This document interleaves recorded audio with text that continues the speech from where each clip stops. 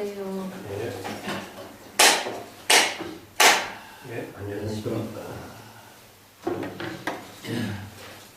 이번 인재록은 14번. 내가 가지고 있는 교재는 78쪽인데, 예. 10-4번의 원문을 한번 볼게요. 이양능 헐떡 염념 치구심이면 변여 조불불별이라. 자, 그대들이, 여기 이는 그대들, 수행자 그대들 각자가 만약에 능이 스스로 자발적으로 수행을 해서, 이런 뜻이죠. 능의는 주관적 입장에서 자발적으로 수행해서, 헐떡이라는 말은 합쳐가지고 쉬다 이런 말인데 텅 비우다. 이게 선생들은 이게 이제 휴헐 이런 말씀입니다. 예, 공의 경지를 번뇌망념을 비운 것을 휴헐이라고 표현해요. 그래서 헐떡이라고 이렇게 표현합니다. 휴헐이라든가 마음을 비운다든가 쉰다든가 이런 표현인데, 이걸 무심, 선에서는 무심, 무사 이렇게 표현하고 있죠. 예, 같은 의미로 씁니다. 이걸 이제 번뇌망념을 텅 비운다 하는 말로 휴헐, 여기에 떡자를 붙여고 휴헐떡. 그래서 이제 헐떡이라고 하는 말도 쓰고 휴헐이라고도 말 쓰고 그 선어록에 자주 사용하고 있는 언어입니다. 그래서 여기서 능이 스스로 헐떡, 번뇌망념, 염념치구심, 일념일념에 마음 밖에서 도를 구하고 깨달음을 구하고 해탈 열반을 구하려고 하는 그 망심을 능히 비운다면, 쉰다면 이런 뜻이죠. 그래서 치구심이라고 하는 것은요, 그 자의식으로 대상 경계를 향해서 추구하는 마음. 우리가 구독하면은 보통 도를 구한다 이런 말 쓰죠, 그죠? 예.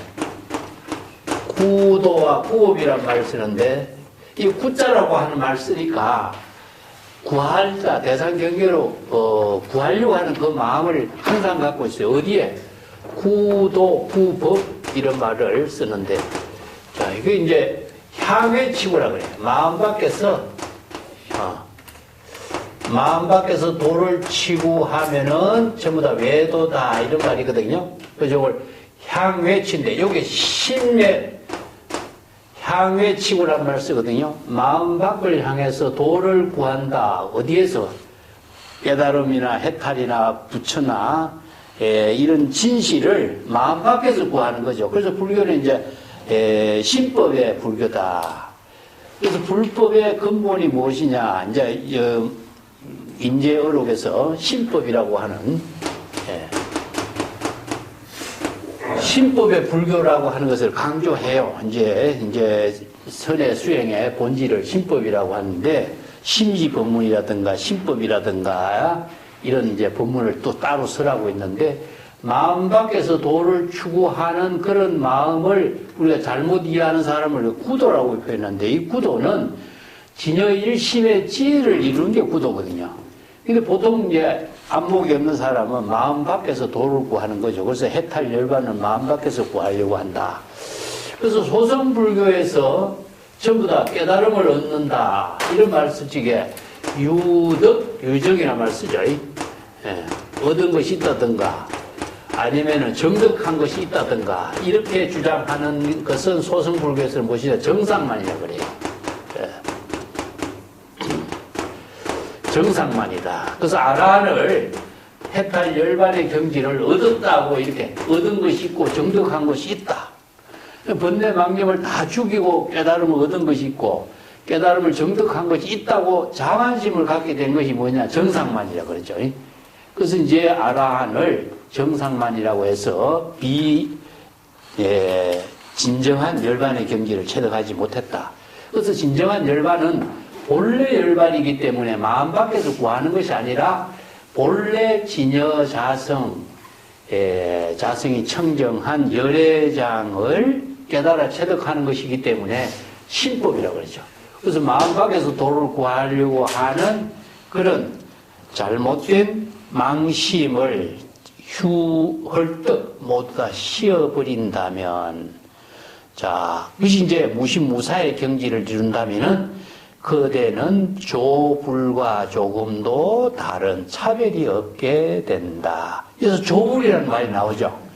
그래서 임재의 특색이, 조불이라는 말을 다른 어떤 어록에도 쓰질 않아요. 어떤 선성들이 이 법문을 안 했어요. 그래서 임재는 선성이 자기가 지난 시간에 우리 공부한 것처럼 자신의 독자적인 안목으로 독자적인 방편법문으로 설법을 하는 특색을 지니고 있어요. 나무 말을 빌려서 하지 않고 나무 옷을 빌려서 입지 않아요. 그래서 자신의 독자적인 안목과 독자적인 방편법문으로 설법을 해요. 이게 임재선사의 독자성이라고 할 수 있는데, 조불이라고 하는 말을 우리가 보통 보면은 조사와 부처 두 개로 이렇게 이해할 수가 있거든요. 근데 이 조불이라고 하는 말은 불족 하면은 부처와 조사라는 말을 써요. 근데 조불이라고 하는 말은 임재가 바로 조사나 부처의 경지를 깨달아 체득한 것을 한마디로 묶어버린 거예요. 그래서 조불과 이제 뒤에 나오는데 청법저인하고 조불하고가 똑같은 경지다. 이렇게 이야기를 하거든요. 그래서 이 조불과 조금도 다르지 않다. 근데 임재가 이야기하고 있는, 여기서 이제 한마디로 합치면 조사나 부처와 조사의 경지. 똑같은 경지인데, 그것이 조사나 부처가 하나로 이루어진 경지나, 그대 자신이 조사나 부처의 지혜를 체득한 경지나 똑같다. 이런 표현을 써요. 근데 조불이라고 하는 말을 임재만이 사용해요. 그래서 임재를 보면은 조불과 조금도 다름이 없다라고 하는 법문을 여러 번 해요. 그 조불과 다름이 없는 사람이 누구냐 하면은 청법저인이라고 이야기해요, 임재는. 자, 여기 청법저인이란 말을 이제 법문을 조금 더 읽어보면서 하겠습니다. 그대가 마음 밖에서 도를 구하는 번뇌 망심을 모두 텅 비우고 씌어버린다면, 그 밖을 향해서 도를 해탈 열반을 구하는 이러한 잘못된 망심을 다 비우게 된다면은 그대는 조불과 조금도 다른 차별이 있을 수가 없다. 조불과 같은 경지다. 이런 뜻이죠. 그래서 조불이라는 독자적인 언어를 사용하고 있습니다. 이 욕덕식 조불마와, 자, 여기가 그대가 진정한 조불의 경지를 깨달아 체득해 알고자 하느냐. 그래서 욕덕식 조불마, 이 말이죠. 욕덕이라는 것을 굳어요. 내가 여기서 조불이라고 하는 말을 제시했지만은 조불의 경지가 어떤 경지인지 알고자 하느냐. 이 법문을 지금 문제를 제시하고 있죠. 자, 임재선사가 독자적으로 조불의 경지가 어떤 경지인지 내가 설법을 해주고 마, 이런 뜻입니다. 지이 면전의 청법저시다. 여기 나오죠. 여기서 그대가, 단지 그대가 면전이죠, 면전. 이 면전은 누구시냐면 임재선사 면전이에요. 그 청법자, 이렇게 수행자 면전이 아니라 임재선사 자신의 눈앞에서, 그러니까 임재선사 앞에 있는 사람이 누구죠? 수행자들이죠. 임재선사 내 앞에서 내 법문을 청법하고 있는 그가 바로 조불이다라고 하는 이야기라는 거죠. 그래서 이제 임재로 보면은 청법저인, 여기서는 시자라고 했죠. 청법. 자, 임재선사 눈앞에서 청법, 내가 임재선사가 설하는 법문을 청법하는 그가 바로 조불이다. 이런 뜻이거든요. 이걸 이제 다른 데 가면은 청법저인이라고 그래요. 임재선사 눈앞에서 임재선사가 설하는 법문을 청법하고 있는 그 사람이 누구냐, 어떤 사람이냐, 본래 있는 말이에요. 자, 여기서 이제 임재선사에서 인의 의미는 무엇이냐 하면은, 자, 앞에서 우리가 공부했지만 무의 진인이 나오죠, 그죠? 진이 나옵니다.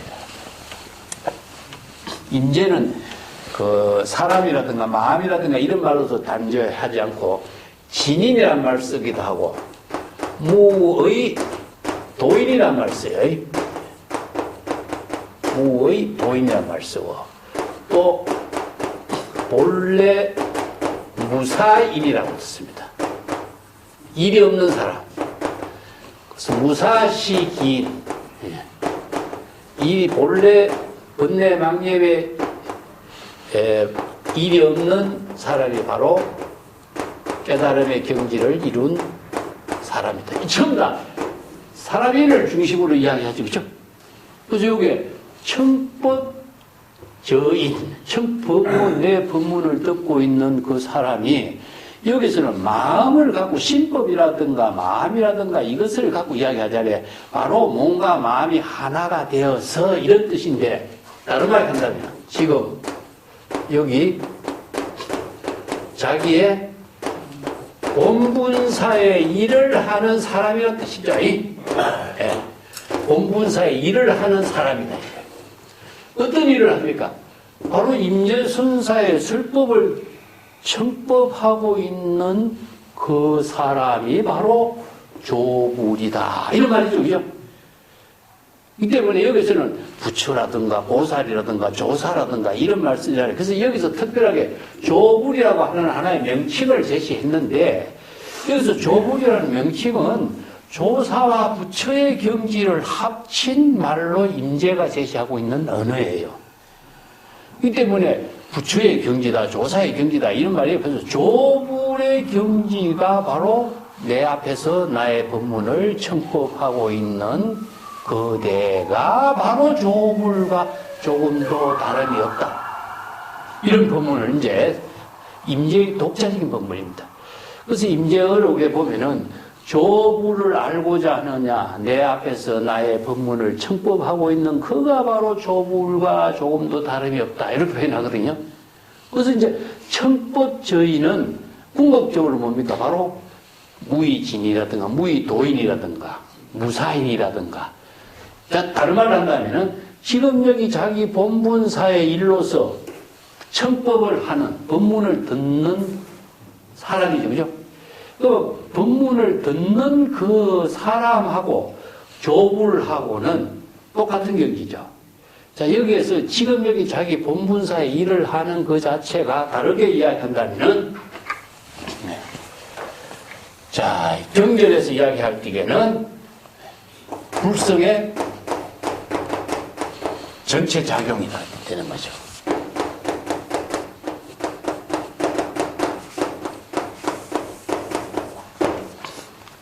불성이 오로지 전체로 작용하는 그가 바로 청법저인 되겠죠. 그래서 여기 구체적으로 본분사의 일을 하는 그가 바로 조불이다. 그래서 조불이라고 하는 것을 마음이라든가 뭐 진여라든가 이렇게 형이상학적인 언어로 사용하지 않아. 구체적으로 지금 여기 자기 일을 하는 사람으로서 조불의 경지를 그대로 표현해버리죠. 이게 임재선의 인의 사상이다. 이렇게 표현합니다. 불성의 전체로 작용하기 때문에 여기에서는 자, 청법의 의미가 우리가 여시설법을 하는 사람이라고 임재의 법문을 여시설법한다 했을 때 경전에서 여시아문이 되겠죠. 그죠? 그럼 여시설법하고 여시아문하고는 어떻습니까? 바로 여시가 진여일심으로 설법하고 진여일심으로 청법하기 때문에 불이가 이 경지가 되죠. 그죠? 그렇기 때문에 재불이 설법하는 것이나 진여일심의 지혜로 깨달음을 청법을 하는 것이나 바로 불의의 경지를 이루게 되기 때문에 조불과 청법과 바로 같다. 경계를 의문에 있다는 걸 갖고 봅시다. 여시설법이죠.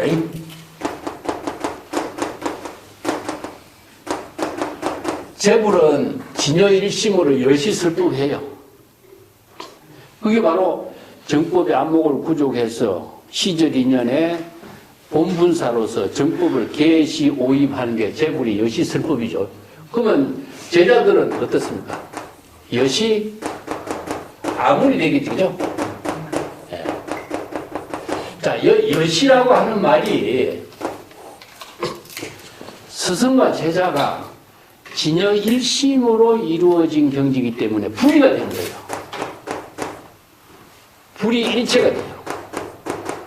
그러면 스승의 설법이 여시고 설법을 듣는 사람도 여시가 되겠죠. 그죠?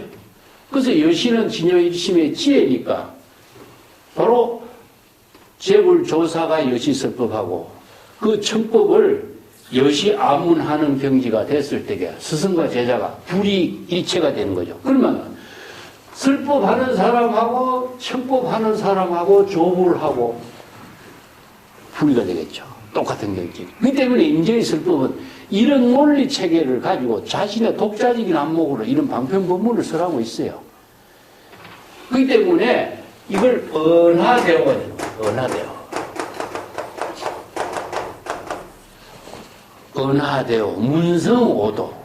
그러면은 언하대오를 이뤘을 적에 스승이 부족한 지혜와 제자가 체득한 지혜가 불이일체가 되는 거죠. 그렇기 때문에 우리가 삼세열에는 일체가 똑같다 이런 말 쓰죠, 그죠? 그러니까 과거, 현재, 미래 삼세 일체 재불의 설법이 지혜나 그 삼세열애가 설하는 설법을 깨달아 정득한 지혜나 똑같은 경지죠. 여기에 조불의 지혜나 청법을 하는 지금 여기 자기 본분사의 일이나 똑같은 겁니다. 이 경지를 임재가 바로 수행자 자신들에게 그 경지를 깨달아 체득하도록 지금 설법하고 있어요. 여기서는 절대 평등이 이루어지죠. 그죠? 그래서 이 법은 평등하여서 무유고하라. 차별 분별이 있을 수가 없어. 그래서 조불의 경지를 알고자 하느냐, 지금 내 앞에서, 여기 면들이란 말이 임재선사 자기 얼굴 앞에서 이런 뜻입니다.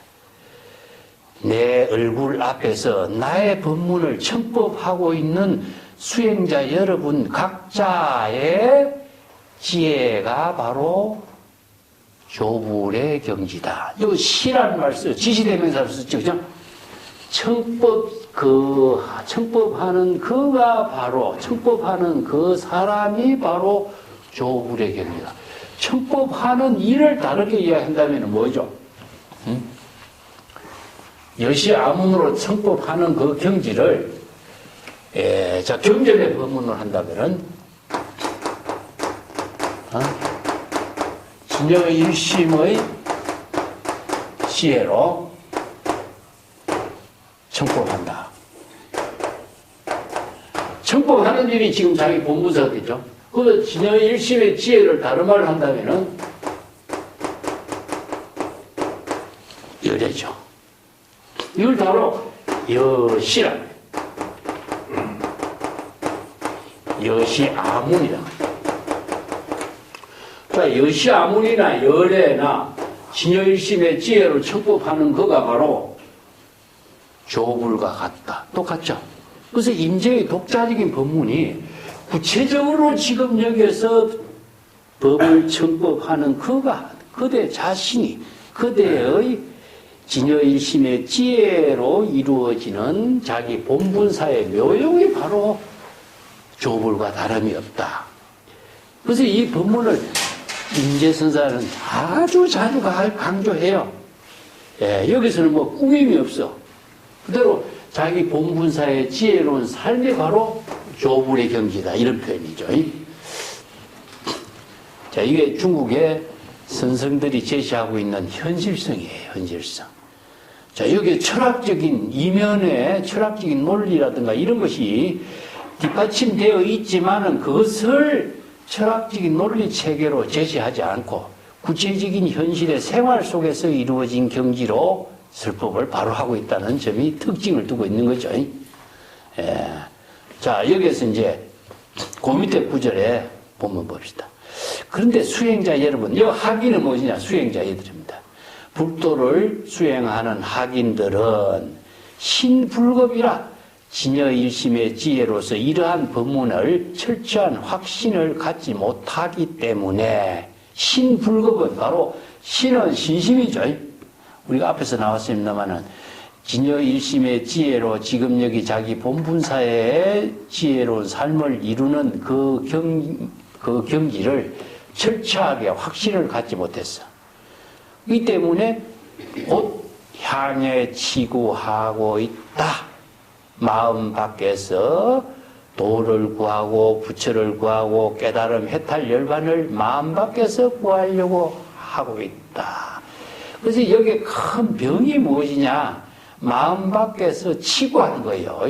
혹은 마음 밖에서 도를 구한다든가 해탈 열반의 깨달음의 경지를 구하려고 하는 것이 바로 큰 병이 되는 것이다. 그래서 신불급이란 말이 나오죠. 그죠? 여기 이제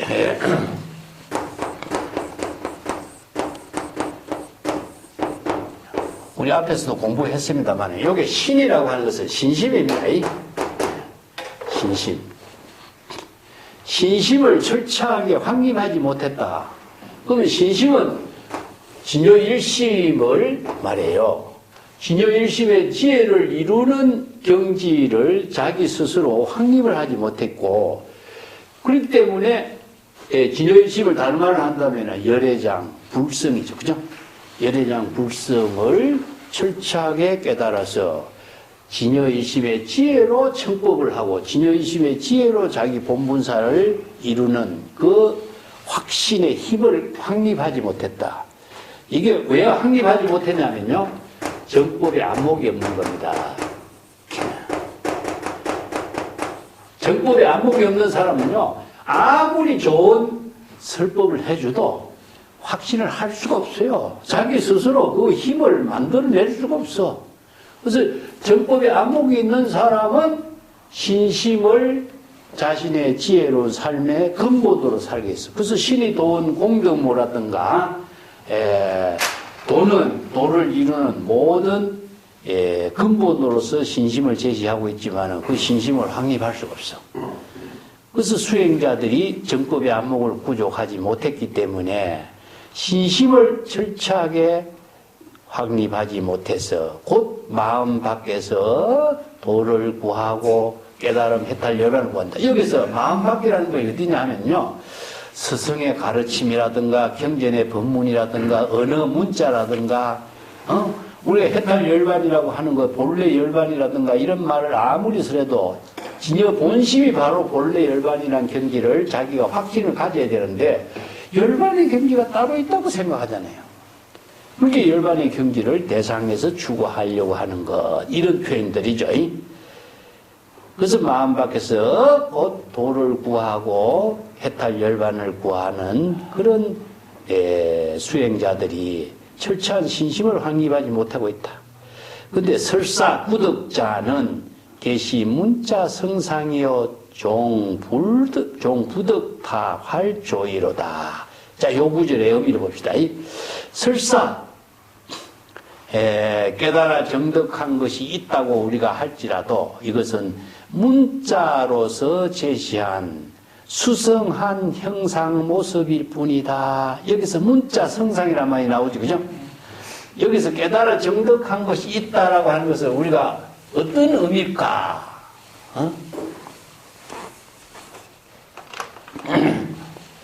아까 유덕, 유정은 뭐라고 했습니까? 정상만이야, 그죠?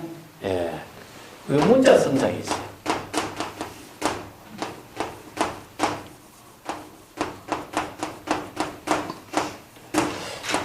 문자는 무엇이냐면은 방편의 언어입니다. 방편의 언어. 전부 다 방편 법문의 이걸 이제 문구라든가 언어라든가 언설이라든가 이게 표현하고 있어요. 자, 우리가 깨달음의 경지를 어떻게 이해하고 있습니까? 경전의 법문을 통해서 알고 있죠. 그죠? 제불의 설법을 통해서 알고 있죠. 그 다음에 뭐 선지식의 법문을 통해서 우리가 해탈 열반의 경지를 알 수가 있죠. 이 경전에서 설하고 있는 아주 훌륭한 언어 문자의 방편 본문으로 설해진 모습이란 뜻이 요 성상이라고 해요.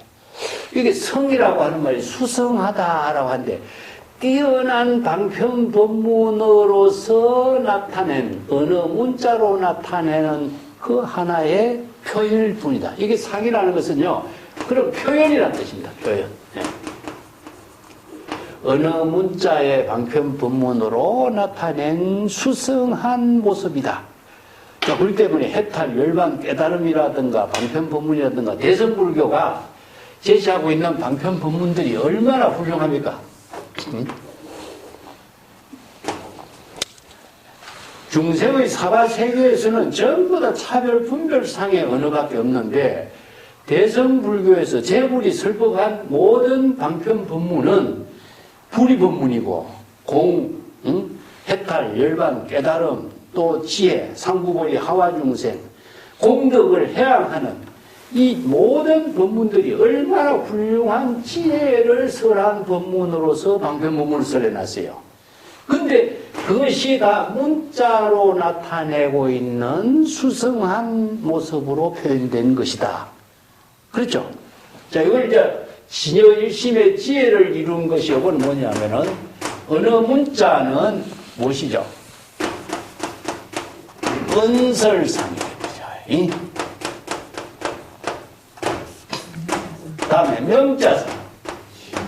네, 신년상이 되겠죠. 그죠? 자, 진여일심의 지혜를 이루게 하는 방편 법문이지만은 이것이 다 은설상에 속박되게 만들고 명자상, 해탈열반 부처 깨달음의 경지로 표현되고 있는 명칭으로 전부 다 나타나는 형상이 되어버려요.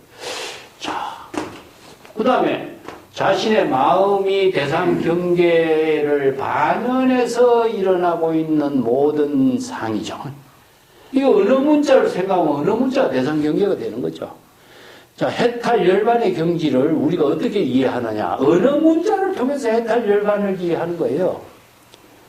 그 부처의 경지, 깨달음의 세계, 열반의 경지를 언어 문자를 통해서 이해하고 알고 있는 것이 있거든요. 근데 그 해탈 열반을 언어 문자를 통하지 않고서는 알 수는 없지만은 언어 문자를 통해서 알고 있으면은 언어 문자의 표현으로서 그 세계를 알고 있을 뿐이지 언어 문자 그 자체가 해탈 열반의 경지냐? 그건 아니지 않느냐? 그렇죠? 그래서 언어 문자를 통해서 언어 문자를 초월하고 언어 문자를 떨쳐버리지 않고서는 진여일심이 지혜로 해탈 열반의 경지를 이룰 수가 없어요. 그래서 언어 문자의 방편 법문을 방편으로 제시했지만은 언어 문자의 방편을 떨쳐버리지 않고서는 해탈 열반의 경지를 이룰 수가 없는 거죠. 그래서 이것이 바로 불교 수행의 묘체라고 할 수 있어요. 자, 이 법문이 언어 문자의 수성한 형상으로서 나타나고 있는 표현일 뿐이다. 그러니까 언어 문자를 빌려가지고 해탈 열반의 경지를 이해하고 있는 것이지 종부덕 타활조이라다 결코 저 살아있는 조사의 뜻을 깨달아 체득할 수는 없는 것이다. 왜 그럴까요? 언어 문자를 대상으로 이해하고 방편법문을 언어 문자의 대상으로 이해하고 있는 한 은설상, 명자상, 십년상에 걸려있기 때문에 본문사의 지혜로서 이루어진 해탈 열반의 경지는 이룰 수가 없죠. 자, 여기에서 언어 문자의 방편 법문을 떨쳐버려야 돼요. 이걸 이는 견언이라고 해요. 이게 기실론의 방편 법문을 통해서 본문사의 깨달음의 지혜를 이루는 그 수행법을 제시했어요. 방편 법문을 통하지 않고서는 본문사를 이룰 수가 없어. 방편 법문을 통해서 깨달음을 이루는 지혜를 해탈 열반의 경지를 이루는 법을 배우지만은 이 언어를 떨쳐버리지 않고서는 언설상, 명자상, 신년상에서 속박되어서 본분사의 지혜로운 생명의 작용을 이룰 수가 없어. 그렇기 때문에 이는 방편법문을 통해서 깨달음의 경지를 이루지만은 깨달음의 경지를 지금 자기 본분사의 지혜를 이루는 일로서 실행하기 위해서는 언어 문자를 떨쳐버려야 돼. 그래서 오늘 설에서는요, 일구합도라고 해요. 아무리 훌륭한 한마디 법문이라도, 일구, 진실을 이루게 하는 방편법문, 아주 훌륭한 방편법문이 깨달음을 이루는 법문이라고 하지만은 이 한마디 법문이 대상 경계로 언어 문자로 기억하고 인식하고 두고 있으면은 이것이 자기 자신을 대상 경계의 어느 문자의 대상 경계에 얽어매 버리는 나귀가 말뚝에 매어 있는 것과 똑같다. 이렇게 보면.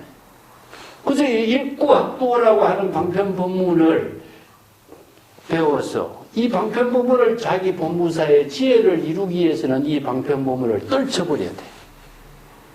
그 어떻게 떨쳐버리겠어요? 자, 여기 나와. 청법, 법문을 듣는 그가 바로 조불과 다름이 없는 경지대. 법문을 들으면서 지혜로 자기 본분사를 이룰 때에 자기의 언설의 모든 대상 경계를 언설상, 명자상, 신년상을 떨쳐버리게 돼. 자, 여기 본분사를 이루는 힘이 무엇이냐? 청법하는 일이죠. 그러면 청법하는 일이 바로 지혜로 작용할 때, 이게 바로 지혜 작용이 돼. 지혜로 작용할 때, 이거 북성의 전체 작용이라고 내가 해요. 지혜로 작용하는 일이 될 때에 언어나 문자가 대상 경계에서 소멸되어 버리는 거죠. 자, 요 경지를 활조의라 그럽니다. 자, 임재의 법문이 이렇게 뛰어나요. 자, 여기나 그 밑에 구절 나오죠. 어느 문자의 성상에서 벗어날 수 없지만 그 어느 문자의 뛰어난 대상 경계를 인식하고 있는 한 결국 살아있는 조사의 뜻을 깨달아 체득할 수가 없다. 이 활조이란 말이 나오죠. 이 활조이, 살아있는 조사의 뜻이 뭐겠어요? 바로 조불인 겁니다. 조불과 청법저의는 살아있는 조사의 뜻이에요. 그 살아있는 조사의 뜻이 지혜로 작용하는 이런 궁극적으로 지금 여기 자기 시저진연의 본분사를 이루는 일이죠.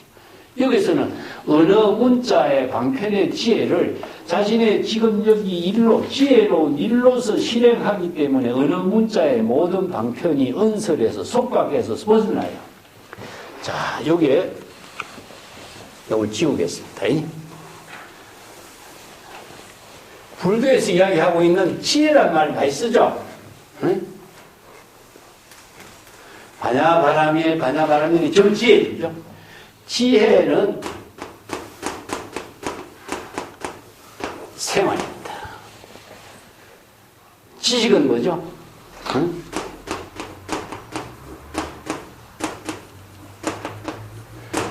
지식은 대상이 있어요. 어떤 대상이냐? 언어, 문자를 대상으로 인식하고 있는 것이 지식이 돼요.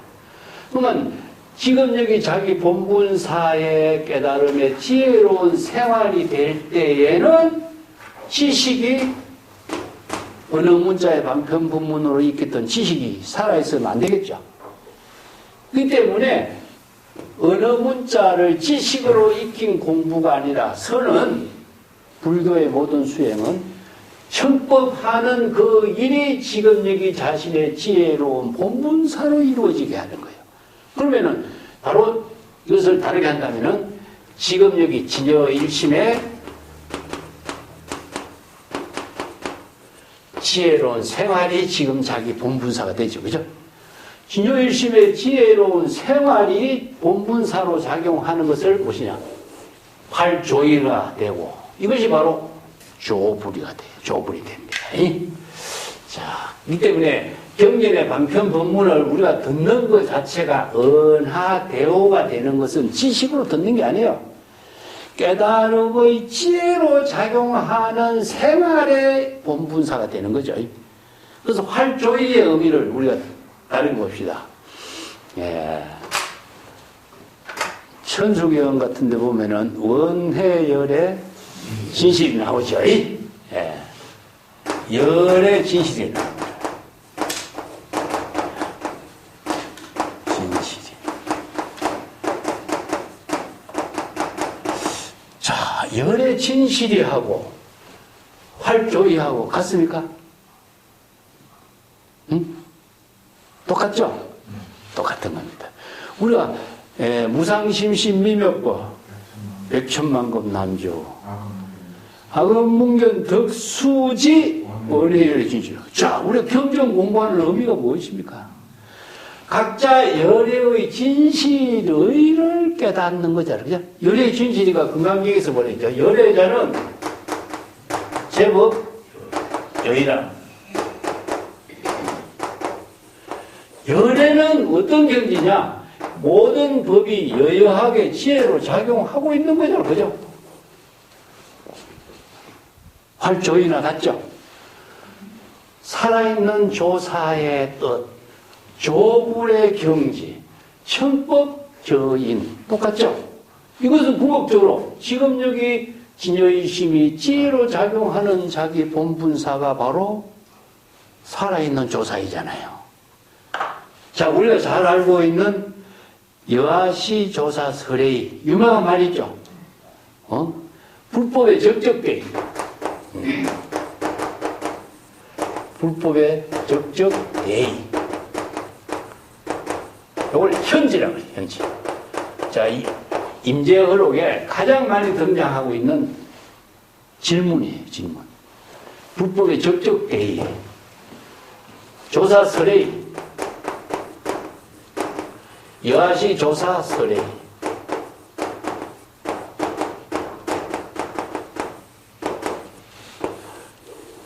단마조사가 서쪽에서 온 뜻, 살아있는 조사의 뜻 같죠?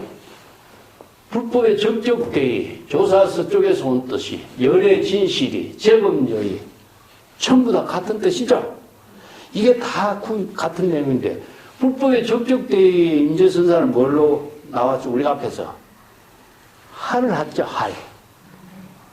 어느 문자로 설할 수 없는 경지이기 때문에 불성이 전체로 작용하는 할로 제시했죠. 그죠? 그것이 뭐냐?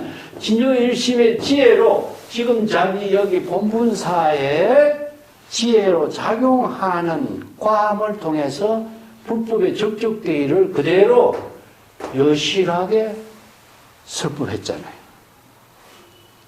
그래서 임재의 독자적인 방편법문이죠. 자, 조사 설의가 우리가 많이 유명한데 조주선사는 뭐라 그러죠? 뜰 앞에 잣나무를 하죠. 왜 정전백수자라고 뜰 앞에 잣나무라고 은유적으로 비유적으로 설법했냐? 뜰 앞에 잣나무는 어떻습니까? 항상 지금 여기 자기 본분사에 지혜로운 생명의 작용을 하고 있죠.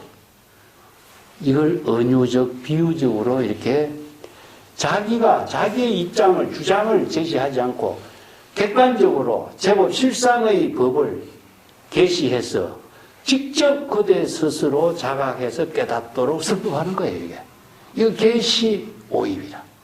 그래서 선생들의 법문이 경전에서 설하고 있는 모든 법문들을 중국인들은 현재 지금 여기 자기 본분사에 지혜로운 생활 그 가운데서 실행하고 깨닫고 체득하게 하는 법문으로 설법해요. 자, 여기서 살아있는 조사이, 조불, 청법, 내 앞에서 내 법문을 듣고 있는 그대가 바로 조불이다. 이보다 더 구체적으로 확실하고 분명하게 설법을 할 수 있는 사람이 어디 있어요? 그래서 다른 선생들의 법문 가운데서도 이런 법문이 이렇게 정란하게, 확실하게, 분명하게 제시한 사람 참 드물어요. 그래서 임재의 독자적인 언어, 그렇기 때문에 남의 말을 빌려서 설법하지 않고 자신의 독자적인 안목으로 설법하고 있는 것이 아주 특색입니다. 임재가 이 법문을 계속 반복해요. 내 앞에서 나의 법문을 듣고 있는 그 사람이 그대 각자의 본래 면목의 지혜로 작용하는 본래 일이 바로 조물이다. 그가 바로 무의진인이고 그가 바로 무의도인이라는 사실을 스스로 철저하게 깨달아 자각해라. 그대가 이러한 사실을 아무리 설법해도 그대들이 알지 못하는 것은 뭐냐? 신심이 부족하다. 신불금이라고 썼잖아요. 아무리 강조해도 그대 스스로 안목을 구족하지 못했기 때문에 확실한 신심을 확립하지 못해서 결국 마음 밖에서 도를 구하고 해탈열반을 구하고 이런 어리석은 일을 하고 있지 않느냐. 이걸 지적하고 있거든요. 그래서 마음 밖에서 그대들이 아무리 좋은 해탈열반 깨달음의 법문을 잘 알고 배우고 했더라도 그건 지식에 불과하다. 거기에 살아있는 조사인은 없다. 이거죠. 이게 핵심의 부분이에요. 살아있는 조사이가 뭐냐. 살아있는 조사인은 지혜로 지금 여기 자기 본분사의 지혜로운 생명을 작용을 하는 것을 살아있는 조사이라 그래요. 우리가 종명록 공부하면서도 가끔 언급을 했는데, 그 장자 추수편에 있는 고사를 가지고 종명록 12척이 보면 이런 법문합니다. 영구엠이란 말 써요.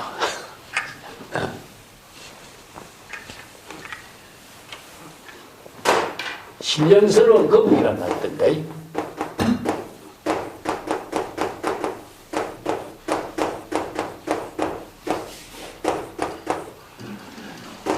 거북이 아주 신령스러운 것은 무엇이냐 하면은 자기가 알을 모래 속에다가 알을 넣고 알을 모래로 덮어버리죠. 그죠?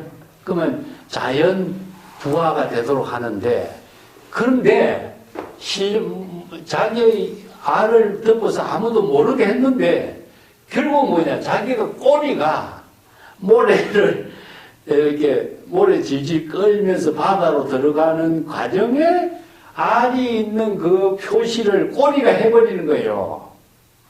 그게 영구엠이라. 이게 꼬리가 알이 있는 곳을 지시한 것과 같다. 이런 표현을 쓰는 거예요. 그래서 이제 한편으로 보면은 신령스러운 거북이지만은 꼬리가 자기 자취를 감춘다고 덮었는데 자기 꼬리가 자취를 남기는 이런 모습이다. 이런 뜻인데, 장자 추수편은 어떤 이야기냐면은, 초안이 두 사람의 신하를 보내요. 그래갖고 대부를 보내고 장자에게, 장자가 뛰어난 지혜가 있는 사람이니까 이 나라를 다스리는 정치에 참여하니까 어떻겠느냐. 그래 하니까 장자가 하는 말이, 낚시를 더 하면서 그 두 사람의 대부를 쳐다보지도 않고, 이런 이야기입니다. 초나라에는 천년이나 묵은 거북을 가지고 뼈를 묘당에 잘 봉안해 모시고 비단으로 싸고 상자에 넣어가지고 잘 모셔서 이렇게 봉안을 해두고 있다는데, 그 천년 묵은 거북의 뼈를 묘당에 묘져두는 것보다도 진흙탕에 질질 끌면서 살아있는 거북이 되기를 더 바랄 겁니다. 이렇게 이야기합니다. 묘당에 모시는 거북의 뼈는 뭡니까? 거북의 뼈를 가지고 점을 쳤잖아요. 그래서 초나라의 왕실에서는 거북의 뼈를 가지고 점을 치는 일로 하기 때문에 거북의 뼈를 막 비단으로 잘 모셔두는데, 그건 결국 죽은 거북이잖아요. 그죠? 죽은 거북이를 묘당에 잘 묘시는 것보다도 살아있는 거북이 진흙탕에 묻혀서 사는 것이 오히려 더 가치 있는 삶이라고 생각할 겁니다. 나 장자는 초나라 왕이 정치하라고 잘 나를 사신들을 보내서 모시려고 했지만은 나는 그게 틀에 박혀서 사는 생명이 죽은 삶보다도 자연과 함께 사는 삶이 더 나는 가치 있는 삶이기 때문에 거기에 가지 않겠다 이런 이야기예요. 이게 바로 무의자연의 삶을 그렇게 비유해요. 자, 이거 봅시다.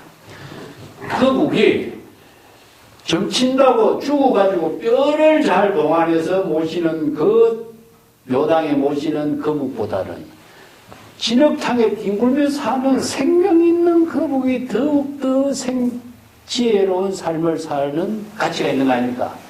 자, 이게 뭡니까? 살아있는 조상이잖아. 죽어있다라고 하는 것은 어느 문자로 대접받는 걸로 잘 봉안되어 있는 것으로 그렇지만 그것은 생명이 없잖아. 그래서 생명이라고 하는 것 자체는 지혜로 작용하는 생명이 있는 그 가치를 지금 활조이라 그래요. 그래서 장자가 이렇게 자연의 이야기 이런 것을 가지고 중국 선생들은 이것을 조사이라든가 지혜의 생명의 묘형이라든가 선에서 이것을 잘 빌려가지고 잘 선의 법문으로서 활용을 해요. 그렇다고 노장사상하고 같은 것은 아니지만은 이런 법문들이 바로 중국인들이 지니고 있는 생명의 묘형입니다. 자, 이것이 바로 조사이라는 것은 지혜로운 생명의 작용이다. 자, 이 법문의 의미를 이제 임재가 이 짧은 법문 가운데 경전에서 설한 법문의 모든 핵심을 다 종합해하고 설해놨잖아요. 우리 금강경에서 뭐 열애자 제법여의요, 뭐 원해일의 진실이요, 달마 조사 설해이요, 전부 다 나오잖아요, 여기. 예. 자, 막착하라 제선덕이요. 자, 여러분들은 여기서 막착, 그르치지 말라, 이 말이에요. 이 그르치지 말라, 이 말은 불법의 핵심을 착각하지 마라. 착각하지 않으면 뭐가 필요하죠? 불지견. 그래서 임재는 불지견을 진정견해라 그래요. 진정견해. 진정한 견해를 부족한 사람만이 자신의 지혜로운 삶을 그르치지 않는다. 그래서 진정한 견해 보면은 산성의 견처라고 자기 자신의 깨달음의 경지 안목에서 볼 때 이런 표현이에요. 산성견처. 그래서 산성견처라는 것은 자기 입장에서 이 견처란 말을 굉장히 강조해요. 자신이 깨달아 체득한 정법의 안목의 입장에서 볼 때 이런 표현을 쓰는데 이 법문이 그르치지 않는 겁니다.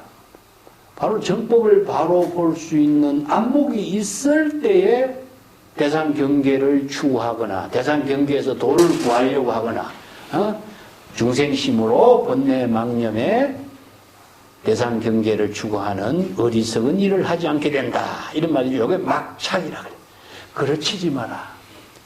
정법의 안목을 구족해서 바른 선수행을 할 수 있는 지혜를 갖추도록 하라. 제선덕이요. 그래서 참선수행자를 선덕이라든가 도류라든가 선학도라든가 이런 여러 가지 표현을 써요.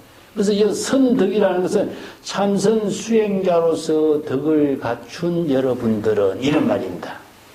참선 수행으로서 덕을 갖추는 수행자 여러분들은 차시 부르면은 만급천생으로 윤회 삼계하여 순호병 철거하며 여우 둘이 생하리라. 여기까지 볼게요. 여기서 차시 부르라고 하는 말은 우리가 차신불향 금생도 갱대하생 도차신의 말이죠. 이 말이 여기서 나와요. 이런 말에서 나옵니다. 네. 지금 여기에서 차신불향 금생도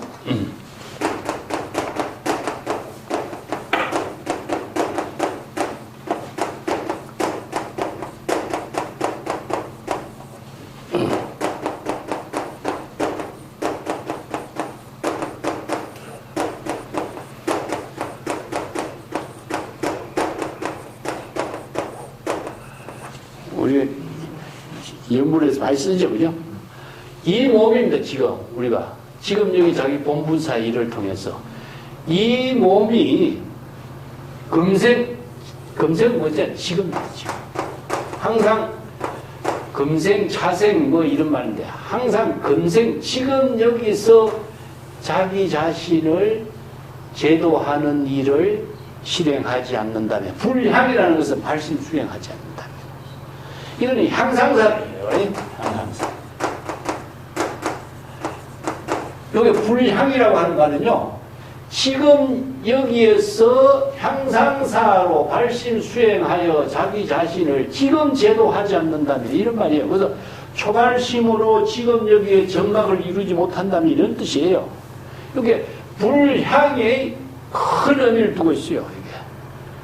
지금 여기에서 발심 수행해서 향상사의 깨달음을 이루고 자기 자신을 제도하는 일을 지금 여기에서 발심 수행하지 않는다면 경계하세요. 어느 생에 이 몸을, 중생의 이 몸을 제도할 것이냐 이런 말입니다. 이 중생의 몸을 지금 여기에서 발심 수행해서 제도하지 않는다면 어느 생에서 이 중생의 몸을 제도할 수 있는 시간을 기대할 수가 있겠는가? 지금 아니면 할 수가 없다 이거. 지금 아니면은 이 몸을 절대 발심 수행해서 깨달음으로 제도하지 못한다 이런 얘기예요. 왜냐? 다음에 그런 기회는 절대 있을 수가 없다. 여기서 차시부루라. 임재선사에 여러분들의 차시부루. 지금 여기에서 깨달음을 이루는 발심 수행을 하지 못한다면 여기서 부루는 살아있는 조사의 지혜를 깨달아 체득하는 인연을 이루지 못한다면 여기서 부루도 마찬가지입니다. 이 자각을 통해서 발심 수행을 통해서 자신의 깨달음의 지혜를 이루는 그 본분사의 일을 실행하지 못한다면 똑같은 말이에요. 차시부루나 차신부량 금생도나 똑같아요. 만급천생의 윤회 삼계하면 만급천생이라는 것은 오랜 세월 동안 이 급이라는 것은 뭉하게 영원의 시간인데 만급 일념절시 무량급인 것처럼 많은 시간과 천생 수없이 많은 일념의 번뇌망념에 다시 거듭거듭 태어나고 이걸 천생이라고 해요. 천생이란 말은요, 하생이나 천생이나 이런 말을 쓰죠. 그죠? 자, 생은 어떤 둠이 누구냐면은 생멸심입니다. 생멸심. 생사심.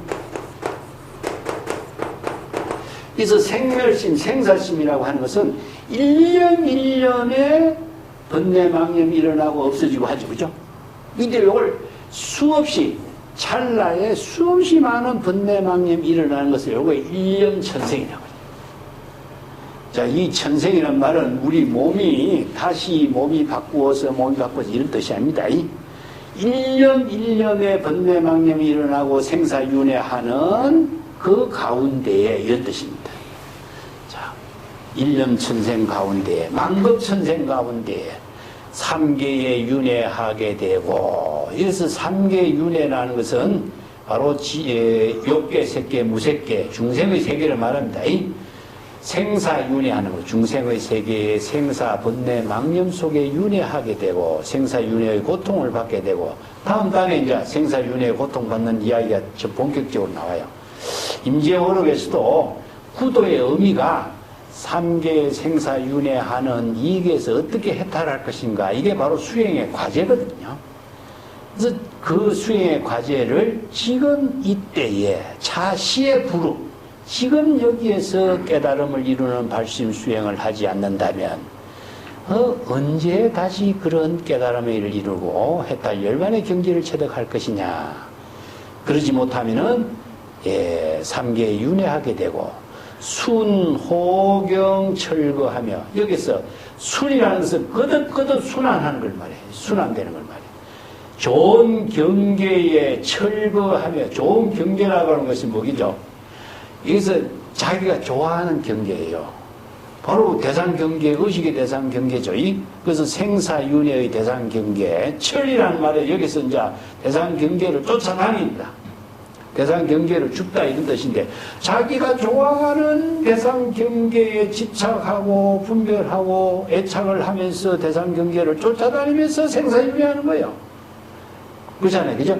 우리가 오용락이라든가 탐진치 삼독심이라든가 자기가 좋아하는 짝을 추구하잖아, 중생은요. 그러니까 좋아하는 경계를 쫓아다니면서 생사윤회하는 것을 이게 탐진치 삼독, 오용락을 좌의식의 중생심으로 쫓아다니면서 생사윤회하게 되는 것을 이렇게 표현했어요. 참 기가 막힌 표현이죠. 예. 그리고 때로는 여우 둘이 생함이라.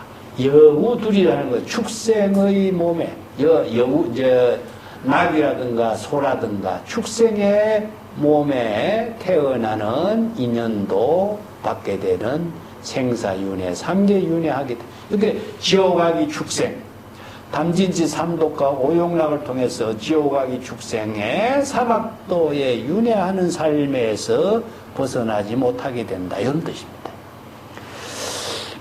여우하고 소하고 둘이라고 하는 것은 뱃속이죠. 그죠?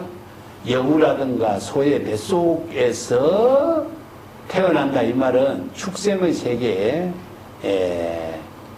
태어나는, 사막도에 태어나는 것을 이렇게 표현했어요. 자, 도류여 약 산성견철. 산성견철한 말이 나오잖아요. 그죠? 임재선사는 자기 스스로 깨달아 체득한 안목을 갖고 설법을 하는 것을 이런 표현이에요. 산성은 자기 자신을 낮추어서 하는 말이고, 약이라는 것은 산성의 견처에 의거해 본다면, 약이라는 것은 자신의 정법의 안목으로 이렇게 산성 견처를 다른 말로 한다면은 진정견해, 정법 안목 여러 가지 이제 이렇게 표현을 씁니다. 근데 다른 사람들은 보통 보면은 그 정법 안장이라든가 이런 말, 뭐 정안이라든가 이런 말을 많이 쓰는데 정안 분명히 한다. 정안을 귀하게 여긴다든가 이런 말이 위상과 앙상 같은 경우 이렇게 쓰요. 근데 임재는 견처, 자신의 견처를 강조해요. 자신의 입장. 여기 이제 진정견해란 말도 써요. 진정한 안목을 갖춘 견해 이런 뜻입니다. 중생심의 견해가 아니고 바로 여실지견.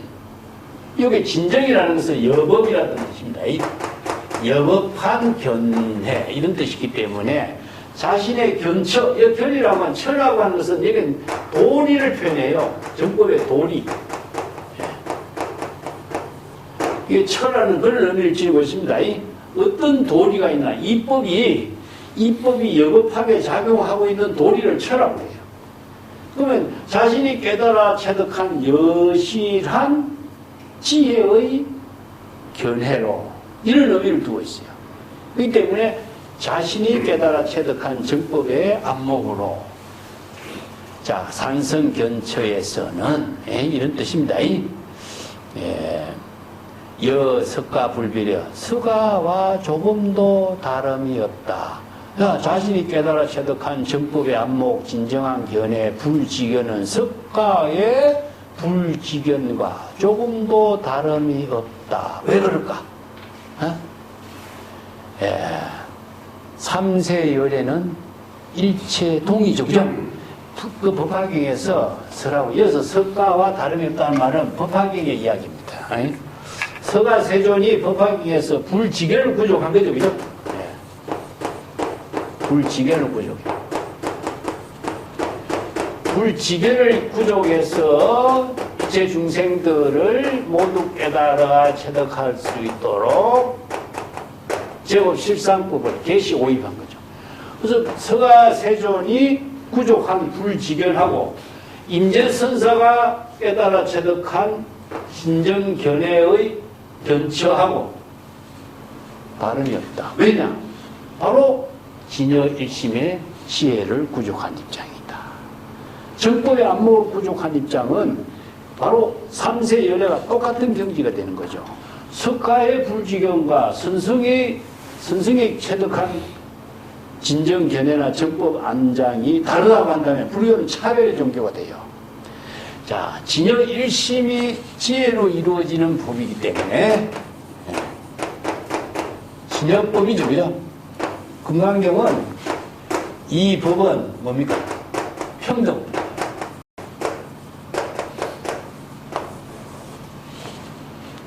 평등이기 때문에 진여 일심의 지혜로 이루어지는 모든 안목은 삼세열애가 과거, 현재, 미래에 걸쳐서 똑같아야 되는 거죠. 불의의 경지를 이루죠. 그렇기 때문에 임재가 깨달아 체득한 진정견해와 석가와 깨달아서 제시하는 불지견과 제불이 열애의 실지실견은 전부 다 똑같습니다. 조금 더 차별이 있었으면 안 돼. 차별이 있다면 불교는 차별의 종교가 됩니다. 그래서 석가불별이라고 하는 말은 자, 임재의 정법 안목, 석가의 정법 안목, 이것은 평등한 것이다. 같은 말이에요. 금일 다반용처. 지금 여기에서 다반 시전인에 따라서 행주자와 어묵동정 보고 듣고 바로 불심의 지혜를 작용하는 곳에 이런 말이죠. 다반이라고 하는 것은 수없이 다양한 시절인연의 자기 본문사의 삶을 지혜로 작용하는 곳, 이걸 다반용처럼 그래요. 흠소심마오, 무슨 부족한 일이 무엇이냐? 정법의 안목으로 지혜로운 삶을 이루는데 부족한 일이 뭐가 있느냐? 하나도 부족한 일이 없다. 바로 정법의 안목을 구족해서 지금 여기 자기 본분사의 지혜로운 삶을 이루는 것에 안목이 부족한 것도 아니고 지혜가 부족한 것도 아니고 부족한 일이 하나도 없다. 이것은 뭐냐? 바로 보안 분명히 원만하게 구족됐다. 그 진정견해를 원만하게 구족됐기 때문에 조금도 부족한 일이 없다. 앞에서 우리가 진정견해가 원만하게 구족됐다는 그 입장을 임재가 자주 언급해요. 육도신강의 미정간허리라. 요 육도신강은 육건입니다. 육건. 자, 이게 육도의 신령스러운 지혜 광명의 빛이 지금까지 일찍이 조금도 잠깐이라도 멈추어서 중지되고 신 적이 없다 이런 말이죠. 우리 뭐냐, 진여일심이 지혜가 어떻게 작용하죠? 안입이 설신의 육건의 작용으로서 실행돼요. 이게 바로 일정명이 안입이 설신이 육건의 신통 묘용의 작용으로서 이루어지고 있는 것을 육도 신광이라고 표현해요. 그 아미타불 제하방이라는 말이 나오죠, 그죠? 착덕심도 절망망, 염도연구 무렴처, 나오죠, 그죠? 육문상방, 작은 거예요. 이 구절과 똑같아요. 자, 여기서 육문은 뭐죠? 안입의 출신이에요. 우리가 진여일심이 지혜로 작용하는 것은 궁극적으로 안입의 출신이 육문을 통해서, 육건을 통해서 지혜로 작용하거든요. 그래서 이제, 요게 명문출입이라는 말이 나왔죠. 임재 명문출입. 그래서 육문이 안입의 설신이 어디 있습니까? 우리 얼굴에 있어요. 그래서 이걸 명문이라고 그래요. 임재를. 명문출입이에요. 그래서 진여일심의 지혜가 육문을 통해서 신령스러운 지혜 강명으로 작용하는데 조금도 잠깐이라도 찰나라도 멈춘 적이 없고 신 적이 없고 중지한 적이 없다. 항상 여여하게 지혜로 작용하는 것이다. 바로 이제 중생심으로 작용하면은 대상경계로 번뇌망념 생사윤회가 되지만은 진여일심이 지혜로 작용하면은 육문의 신광으로 이루어지고 있다. 그래서 이제 환경 같은 데도 신기하고 신기하다. 일체 중생이 모두 재불열애와 똑같은 지혜 광명을 구족하고 있다. 이런 말 쓰죠. 그래서 지혜 광명이 어디로 작용해요? 안입의 설신이 육문을 통해서 신령스러운 지혜 광명이 작용하고 있는 거예요. 그것을 바로 선생들은요, 바로 육문신광이라는 이름표를 써요. 그래서 육문상방이라고도 쓰고, 항상 조금이라도 진여일심의 지혜가 안입있을 신이 육군의 신령스러운 지혜 광명으로 작용해서 잠시라도 신 적이 없다. 얼마나 자신 있는 말이에요, 이게. 예. 만약에 능히 이와 같은 견해를 깨달아 체득한다면 이러한 정법의 안목 진정한 견해, 불지견을 구족한 수행자라고 한다면 일생의 무사인이라고 할 수 있다. 일생이라는 것은 항상 이란 뜻이죠. 무사는 무심무사입니다. 대상 경계에 대해서 집착하지 않고 지금 여기 자기 본분사 일에 지혜로운 삶을 이루는 살아있는 조사의 지혜 작용을 실행하는 사람이 될 수 있다. 다른 무사인을 다른 말로 한다면 우리가 정도가 있어 절학무의 한도인의 경지다. 우리 임재선사는 평상무사라든가 무의진인이라든가 아니면은 무의도인이라든가 무사시기인이라든가 청법저인이라든가 여러 가지 이 사람을 중심으로 하는 구체적인 생활을 하는 사람을 중심으로 해서 이런 법문을 제시하고 있습니다. 그래서 마음 밖에서 도를 구하는 사람은 외도다. 예. 그래서 이제 삿된 교대를 갖고 있으면 중생이다. 진여일심의 지혜로 지금 여기 자기 본분사를 사는 사람은 무엇이냐? 조불과 다름없고 살아있는 조사의 지혜로운 생명으로 작용하는 사람이다. 이 법을 중국 선성들은 구체적인 생활하는 지금 여기 본래인에다가 설법을 쭉 하고 그래서 인의 사상이라고 그래. 인의 사상. 인간으로서 구체적인 생활하는 삶을 지혜로운 삶을 사는 그것을 바로 부처라든가 조사라든가 이런 거 붙이지 않고 무의진인 무의도인 이런 말로서 그렇게 자신있게 설하고 있는 그런 사람이죠. 자, 뒷장 한 단 더 나가 있습니다. 10-5 볼게요.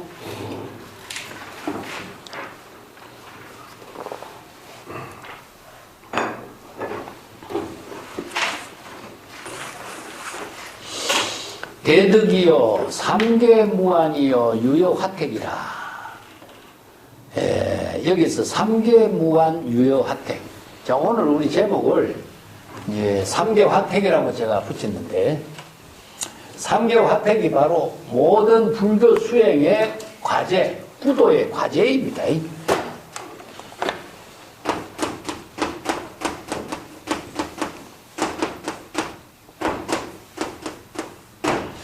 삼계무한이라든가 이렇게 표현도 하고 있어요. 이제는 이 삼계 중생이 살고 있는 지옥아기 축생 이 삼계는 편안하게 사는 곳이 아니다.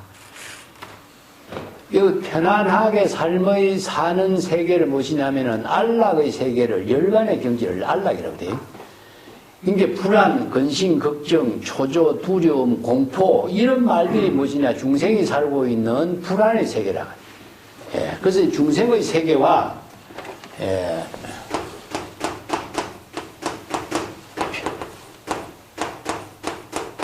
재불의 세계가 이제 이게 나누어지는 거죠, 그죠?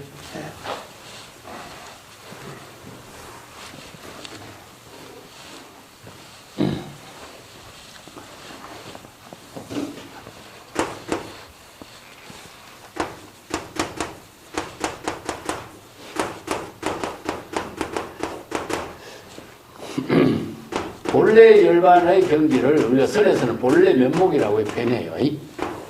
다른 데서 구하는 것이 아니고 진여 본심으로 되돌아간 경지가 본래 열반이니까 이걸 이제 본래로 되돌아가면 평안이고 이게 해탈 열반. 불안은 뭐지? 중생의 세계니까 생사윤회의 고통인데 다른. 그래서 불안의 세계에서 평안의 세계로 이런 관계를 갖고 있는 것이 이제 불교 수행의 핵심이죠. 그죠? 근데 그것이 전부 어디에서 이루어지냐? 진여 본심이다. 진여 본심 속에 이루어지는데 진여 본심을 잃어버리면은 중생에 대해서 불안의 세계를 만들고 진여 본심으로 회복하면은 평안의 세계가 이루어지는 구조예요. 그래서 이제 불안에서 본래 평안으로 되돌아가는 것을 우리가 귀명이라든가 귀라든가 이렇게 본래로 되돌아가는 입장으로서 불교 수행을 이야기하고 있습니다.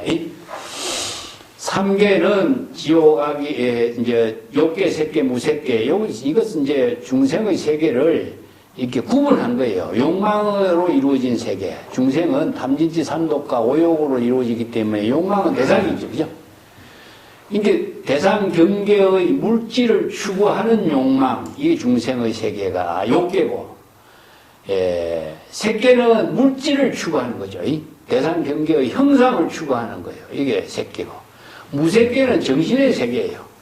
그래서 이제 욕망의 세계, 형상을 추구하는 세계, 정신적인 세계, 이 세 가지로 구분해서 중생은 대상 경계를 추구하는 욕망의 세계다. 그래서 삼계를 구분한 겁니다. 그래서 중생이 삼계의 세계에는 평안함이 없고 모든 고통, 불안, 근심의 세계다. 그 고통, 불안, 근심의 세계를 법화경 비유품에서는 불타는 집으로 비유하죠. 그죠? 그래서 삼계 화태. 그래서 그 장자가 아들이 그 불타는 집에 놀고 있는 것을 구제하기 위해서 아버지가 밖에 어린아이들이 좋아하는 이거 수레를, 양의 수레, 사슴의 수레, 뭐 소의 수레, 이거 수레를 만들어서 이 바깥에 이 좋은 수레가 있으니까 여기에 바깥에 집 밖에 있는 수레를 갖고 놀아라. 그래서 유인하는 거예요. 방편. 그래서 집안에 갖고 있는 놀이, 그 탐진치 삼독의 오용락의 놀이에서 또 수레의 놀이, 수레가 이제 방편법문이죠. 그죠? 이성의 수레, 보살의 수레, 성문의 수레, 이런 수레를 이제 비유해서 이 수레, 방편법문의 수레의 놀이를 갖고 놀아라 해서 이제 방편법문을 제시하는 비유법문을 쓰라면서 화택 비유를 쓰라고 있습니다. 그래서 어린 아이들을 전부 다 불타는 집에서 구제해서 새로운 불도를 이루게 하는 인연을 제시하는 이런 방편 법문을 이제 장자가 아들을 구하는 것처럼 제불열애가 일체 중생을 구제하는 비유 법문을 쓰라는 것이죠. 삼계는 마오도 불타는 집과 같이 불안하다. 편안하게 살 수 있는 집이 아니다. 이렇게 이야기합니다. 이것은 모두 그대가 오래 구정주처라.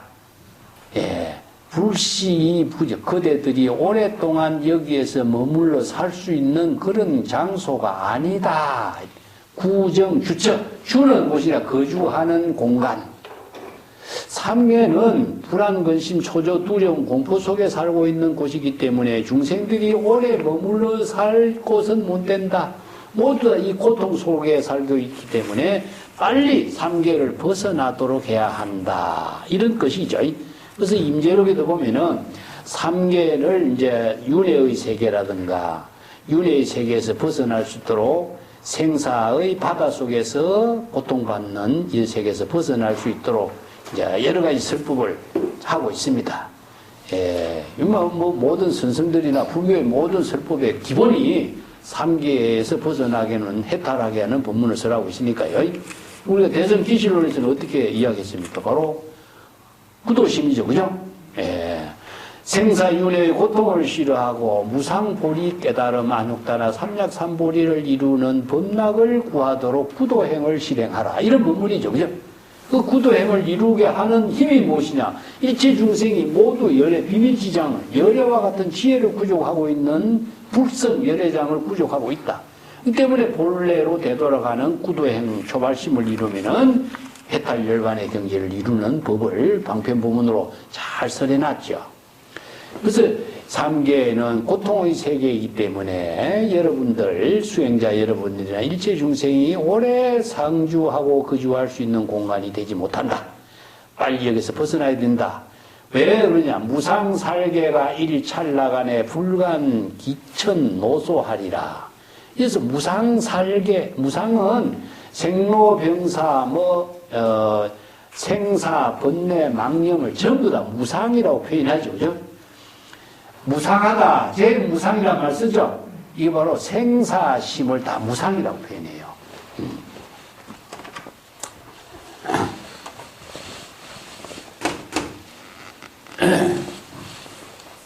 그 안수정등이라고 하는 비유가 있죠, 그죠?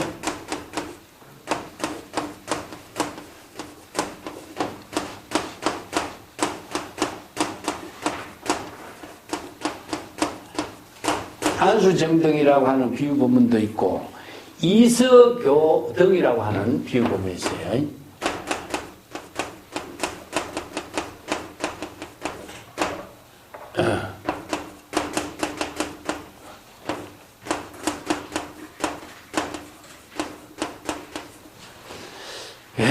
이서교등이라는 말은 무엇이냐면은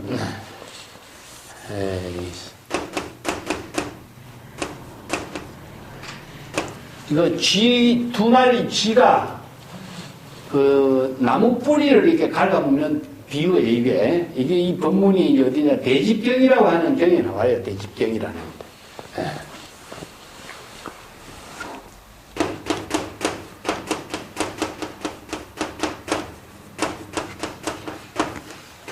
요 두 가지 비유를 써야 해요. 요건 이제 우물에 그 나무가, 언덕에 있는 나무가 우물에 이렇게, 칡령불처럼 이렇게, 이 나무 뿌리, 이게 덩이라는 칡령불이 아니라 나무 뿌리가 우물 속에 뻗쳐 내려간 것을 표현하는 것을 덩이라고 그러는데, 이거는 이제 그 우물 속에 나무 뿌리가 뻗쳐 내려가는데 두 마리 쥐가 그 나무 뿌리 그를 이렇게 갉아먹는 이야기를 이서교등이라 이렇게 비유해요. 이거 대집경에 나오는 말인데, 사람이 이제 광야를 달리고 있는 거죠. 광야가 무엇이냐면은 무상의 세계예요. 생사가 막 교차되고 있는 그런 광야를 달리고 생사윤회에 살고 있는 그 중생을 이렇게 비유해요. 이게 비유 본문인데, 한 사람이 광야를 달리고 있는데 두 마리에 미친 코끼리가 막 쫓아오는 거예요. 두 마리가 뭐냐? 생사예요, 생사. 그래서 코끼리가 쫓아오니까 도망을 어디로 갔냐? 그 나무가 있는데 보니까 나무 밑에 우물이 하나 있는 거예요. 여기 그림을 내가 그려볼게. 여기 나무가 이제 큰 나무가 여기 솟아 있는 거죠. 그래서 이제 여기 광야를 가려서 우물 속에 몸을 피하다 보니까 우물 속에 들어가게 됩니다. 그 우물 속이 무엇이냐 하면은 바로 자의식의 세계가 우물이라는 거예요. 인간이 자의식 속에 빠져들어가는 거예요, 우물에. 들어가니까, 우선 코끼리의 그 생사의 그 두려움에서 벗어났지만은, 그 한 우물 속에, 육체의 자의식 속에 자기 집에, 중생 세간의 집에 빠져버린 거죠. 그래서 이제 우물 속에 뻗어 있는 나무 뿌리를 붙잡고 이제, 일단 코끼리를 피해 갔는데, 그 위에 보니까 이 흰지하고 까만지가 나무 뿌리를 이렇게 갉아먹고 있는 거예요, 이게. 이게 뭐냐, 낮과 밤이라는 거죠. 낮과 밤이. 나무 뿌리가 흰지나 검은지가 갉아먹으면 나무 뿌리가 끊어지겠죠. 요걸 이제 비유한 거죠. 근데 여기 사방에 보니까, 네 마리 용이 이렇게 막 혀를 나물거리는 거예요. 이게 뭐냐, 4대. 지수하풍이다. 그 다음에 밑에 보면은 세 마리의 독사가 움직이는 거예요. 이게 사막도. 이게 떨어지면 어떻게 되겠죠? 사막도에 떨어지는 거죠.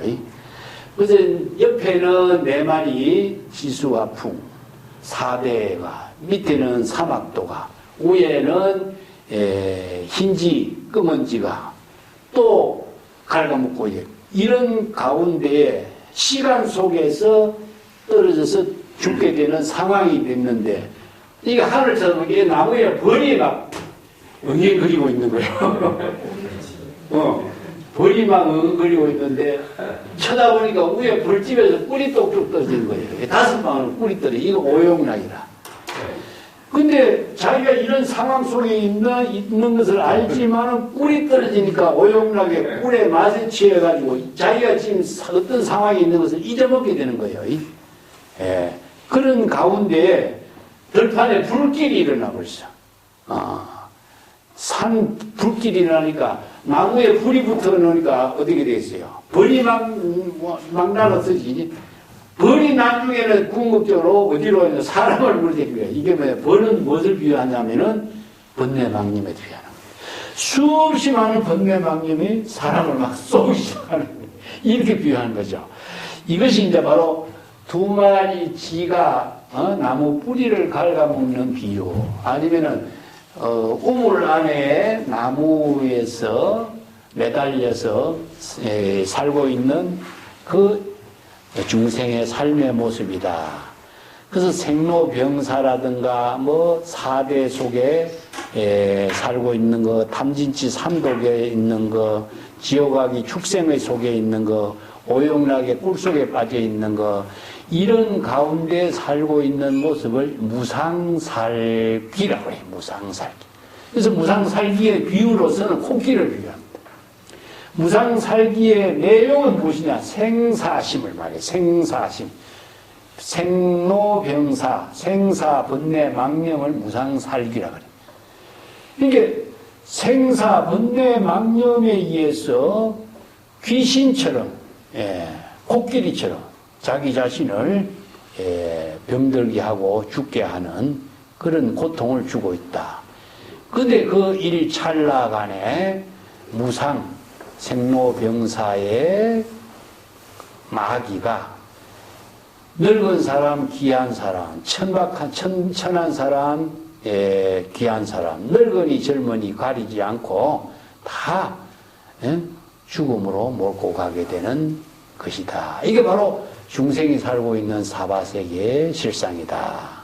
그래서 죽음이라고 하는 것은 생로병사, 이게 지옥아기 축생, 고통에 빠뜨린다, 이런 말이죠. 단순한 육체적인 죽음이라기보다도 무상이라고 하는 말을 우리가 육체적인 무상의 의미를 두는 것이 아니라 생사심, 생멸심의 무상입니다. 그래서 생사심, 생멸심은 지옥아기 축생의 육도에 윤회하는 고통을 받게 한다, 이런 말이죠. 자, 이것이 이제 삼계에서 중생이 오래 살 수 없는 세계를 이렇게 표현했기 때문에 여러분들이 이러한 중생의 세계에서 벗어나도록 어떻게 해야 될 것이냐? 조불불별이라 그대들 본래 면목은 조불과 조금도 다르지 않다는 사실을 잘 알아야 한다. 여기도 조불이 나오죠? 자, 여기 조불이 무엇이냐? 여러분들이 조불의 경지를 모두 구족하고 있다. 이게 열애장입니다. 이게 열애장이 열애의 모든 지혜 광명을 모두 구족하고 있는 것이 바로 조불인 거예요.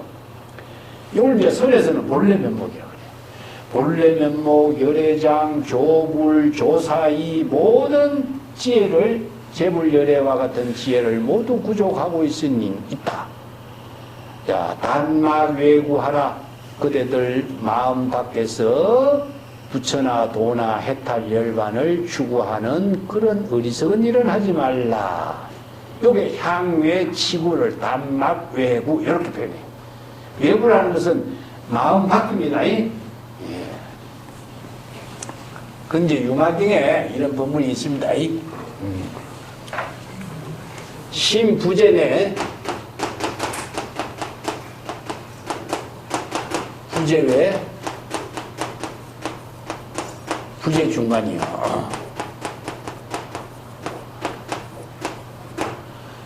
자, 우리 이거 중생, 일체 중생이 모두 구족하고 있는 우리의 마음이라고 하는 것은 마음 안에 있느냐, 마음 밖에 있느냐, 아니면은 안과 밖이라고 하는 그 중간에 있느냐, 어디에 있습니까?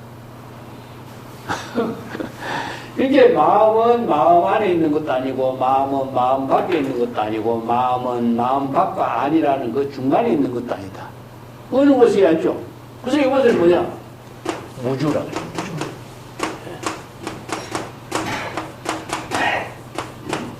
무주 최상의 일체법을 건립하는 나오죠, 그죠? 음무소주 이생기심이란 말이 나오죠? 그 무주라고 하는 경지는 어떤 경지겠어요? 어디에도 마음이 머무름이 없고 주체가 없다는 것은 어디에 어떤 의미를 두고 있을까? 자, 이게 바로 아까 얘기했죠. 지금 여기 자기의 본분사의 일을 하는 가운데 있습니다. 그래서 이걸 우리가 열애라고 해요. 열애. 열애는 제법여이요. 항상 지금 여기 자기 본분사의 지혜로운 생명으로 작용하는 것을 열애라고 해요. 그렇기 때문에 열애는 뭡니까? ING입니다. ING 상태. 그렇기 때문에 ING 상태를 우리가 뭐랬어요? 활조이라고 그랬죠. 그죠? 열애 진실이, 조사이, 활조이. 자, 임재가 그랬어요. 내 법문을 듣고 척법하고 있는 그대가 바로 조불과 다름이 없다. 그렇죠? 그렇기 때문에 마음이 어느 곳에 있다고 한다면은 지금 여기 자기 일을 할 수가 없어요. 어느 곳에도 거주하는 것이 없어. 3개의 중생의 세계들 있잖아. 그렇기 때문에 이걸 중도라고 해요. 중도. 이걸 중도라고 그래요.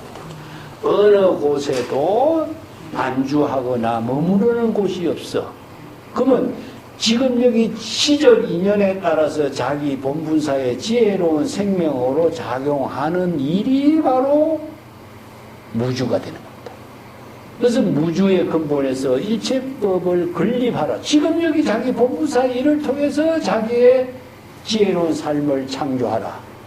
자, 이거보다 더 훌륭한 법문이 어디 있어요? 그래서 이 법문이 중국 선성들은 뭡니까? 이게 조불이라든가 지금 척법한다든가 의존함이 없는 도인이 되라든가 이런 법문으로 정리한 거죠. 자, 여기 이제 마음 밖에서 도를 구하는 일을 하지 말라. 그대가 일념심, 일념의 찰나의 마음 가운데서 청정한 지혜 광명을 이루는 이것이 바로 그대의 옹리, 그 옹리라는 것은 자기 몸을 말해요. 온 몸을 말해요. 옹리. 그대 온 몸에서 지혜로 작용하는 법신불이다. 이게 몸이란 말 쓰지 않는 게 참 이게 대단한 거예요. 옹리란 말 써. 이게 집이죠. 집. 자기 지금 여기 자기 일을 하는 집을 말해요. 그래서 앞에 임재는 가사와 도중이란 말 썼죠. 그죠? 이게 바로 중국인들이 지니고 있는 하나의 생활의 근본을 말해요.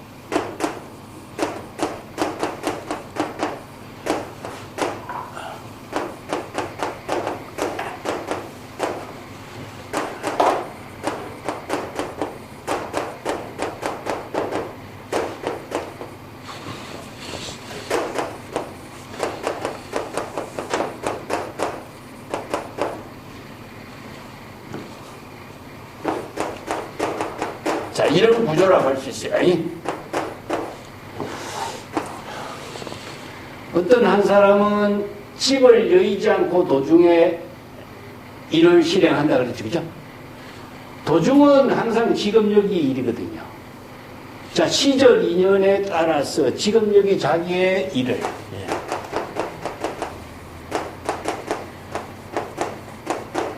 시절 인연의 본분사를 실행하는 것이 바로 항상 도중이라. 그래서 우리는 행주자와 어묵동정 속에 우리들의 삶을 살고 있어요. 행주자와 어묵동정을 떠나서 우리들의 삶이 이루어지는 거예요. 항상 거주자유라고 그래요. 거주자유. 이걸. 거주자유. 이제 우리가 지난번에 이야기했죠. 그죠? 이렇게 거주자유라는 것은 행주자와 어묵동정의 자유자재한 경지를 어떻게 실행할 것인가? 바로 방편의 지혜로 하는 거예요. 그래서 이제 진여 본심은 중생심이 아니라는 입장인 거예요. 진여 본심을 요 가사라고 해요.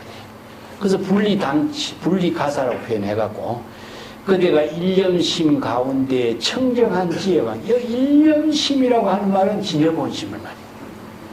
일념이라고 하는 것은 바로 진여 본심의 지혜 작용. 일념으로 하는 말을 쓰죠. 그죠? 이것은 중생심의 차별 분별심이 아니기 때문에 일념이라고 해요. 일념.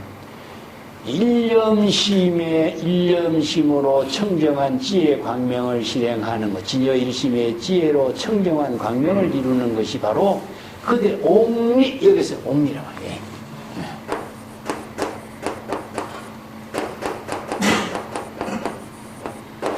참 이런 분들이 옥리법신불이요.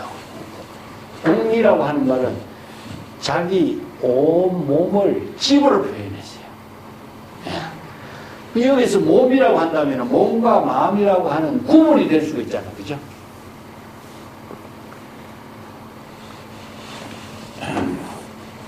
자, 자기 본분사의 지혜로운 삶을 이루는 곳이 어디냐? 집이라고 했지. 집이 여기서 옥리라고 해요. 그러니까 이걸 다른 말로 한다면은 전신이라. 온 몸을 여기 옥리라고, 집 속에 이런 표현했지. 집 속에. 예. 이게 집 속에 진여 본심의 지혜를 이루는 그것을 옥리라고 표현했어요. 이거 글자대로 번역하면요. 집 속에 이렇게 번역하면 이게 의미가 없어져요. 이건 오역이 될 수가 있어요. 예. 이 때문에 여기 진여일심의 지혜를 이루는 그 온몸이 진여일심의 지혜로 이루어진 경지가 바로 법신불이요. 법신은 청정법신이죠. 청정한 지혜, 법신의 지혜. 그래서 이제 불교의 삼종신을 설법을 이렇게 하고 있어요. 그대가 일념심 가운데에 무분별광, 중생심으로 분별하지 않는 평등의 지혜 광명을 실행하는 이것이 바로 그대의 온몸으로 자기 본분사의 지혜로운 삶을 이루는 보신불이요. 그대 옥리, 여도 보신불. 자, 여기 법신, 보신, 화신 나오죠, 그죠? 이 세 가지 삼신불이 나옵니다.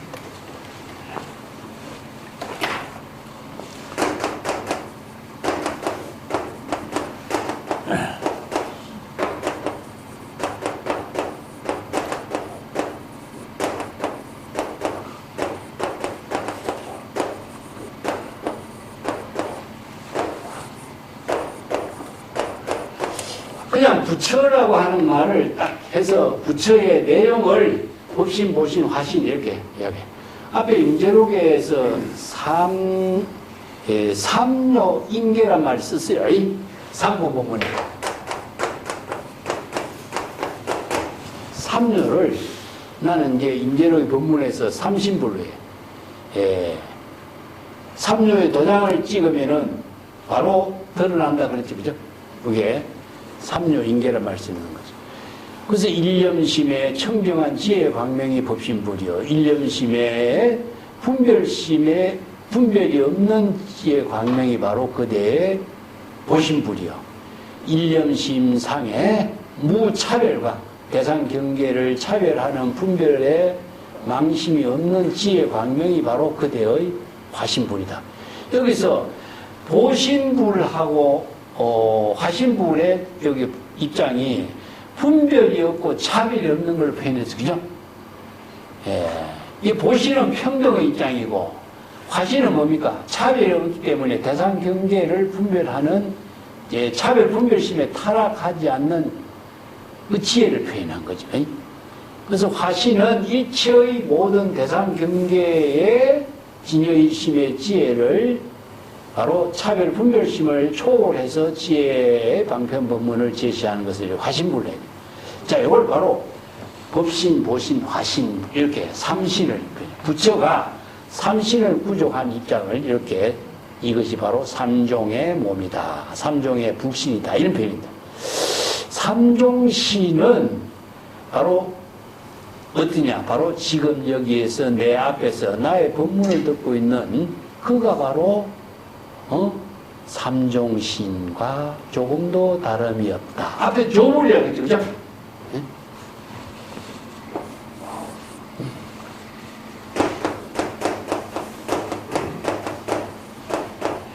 자, 여기는 삼종신이 첫 번째.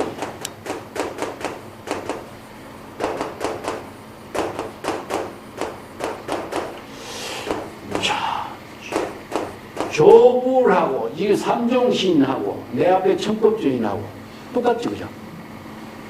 자, 여기서는 조 앞에서 이걸 조불이라고 했는데 경전에서 삼종신을 그렇게 불교의 핵심으로 쓰라고 있지만은 그 삼종신은 내 앞에서 나의 법문을 듣고 있는 그대의 본래인이 바로 삼종신을 다 부족한 입장이다. 바로 청법주인과 조금도 다름이 없다. 지금 그대들이 접근 지금 여기에서 목전 내 앞에서 나의 법문을 청법하고 있는 그 본래인이 바로 이 삼종신을 부족한 입장이다. 자, 이 말. 그러면은 법신, 보신, 화신이 경전에서는 재불의 입장에서 설했지만 임제는 그것이 바로 지금 내 앞에서 법문을 듣고 있는 그대가 바로 삼종신을 다 부족한 입장이고 조불이고 조금도 다름이 없다. 지불향에 외치구 유차 공룡이리라. 단지 조건을 붙였어. 그대가 마음 밖에서 대상 경계에서 삼종신이라든가 부처나 해탈 열반을 추구하는 그런 망심이 없으면은 삼종신의 모든 공덕의 지혜 작용이 모두 부족된다는 사실이다.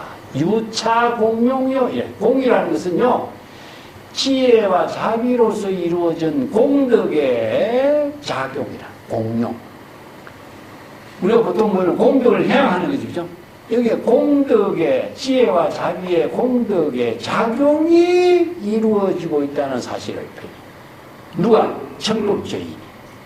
지금 여기 자기 본분사의 지혜를 이루는 것으로서 공덕을 이루는 것이다. 자, 이 청법주의를 아까 임대는 무의 도인이라고 해요.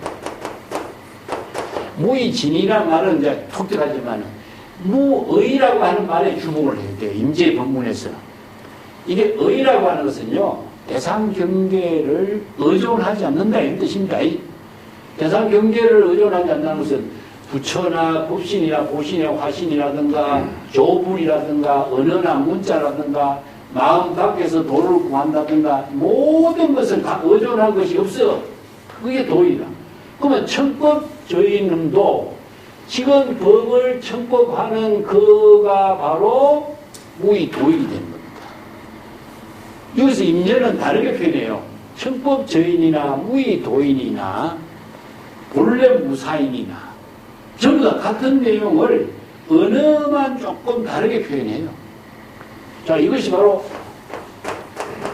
지금 여기 자기의 본분사의 일을 하고 있어요. 그래서 본분사의 일을 바로 지혜로 하고 있죠. 진여일심의 지혜로 하고 있어요. 진여일심의 지혜로 하는 그가 바로 법신, 보신, 화신의 묘용을 다 부족하고 있다. 그 공덕의 묘용을 다 부족하고 있다.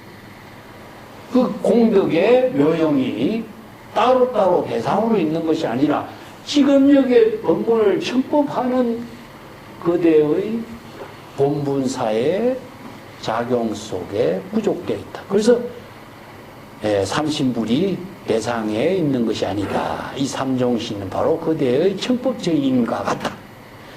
근데 자의식으로 대상경계 중생심으로 대상경계에서 추구하는 그런 망심이 없어야만 이러한 공덕의 묘용의 작용이 있는 것이다. 이렇게 이제 설법을 하고 경론가에 의거한다면은 이 경전을 강의하고 논리적으로 해석하는 강사들입니다. 경론가들의 해석에 의거한다면은 이런 말입니다. 이 경전과 논설을 분별하고 아니면 해석하는 그런 사람들의 논서에 의해 본다면은 시 삼종신을 이 극칙으로 이 법신, 보신, 화신불의 삼종신을 불법 사상의 최고의 지극한 법칙으로 삼고 있다는 사실을 알 수 있다. 삼종신을 취해서 극칙으로 삼고 있다. 삼종신을 최고의 불법의 가장 위대한 지극히 중요한 법칙의 법문으로 설하고 있다. 극칙이라고 하는 것은 뭐 최상의 법칙이라든가 가르침이라든가 불교의 핵심의 법문으로서 존중하고 있다. 근데 왜 이러냐? 이것은 언설과 문자로서 해석하는 사람들이기 때문에 그래. 그러니까 경전의 법문을 정리한다면 경전의 법문의 핵심이 무엇이냐? 이걸 한다면 불교는 법신보신 화신이죠. 그죠? 자, 이걸 이제 저는 법신보신 화신을 세 가지로 했죠. 의사가 의수를 의학을 통달하는 것이죠. 그 다음에는 의사의 자격을 갖는 것이고 의사가 환자를 진찰하는 것이고 이 세 가지로 내가 비유합니다. 그래서 법신이 무엇이냐? 바로 진역 본성을 깨달아 체득한 게 불법의 대의를 깨달아 체득하는 거죠. 불법의 현지를 깨달아 체득하죠. 불법의 현지라는 게 뭔가 바로 열의 법신의 지혜, 열의장을 깨달아서 열의 법신의 지혜의 광명을 제시하는 힘. 그러면 보시는 뭐냐? 의사로서 자격이죠.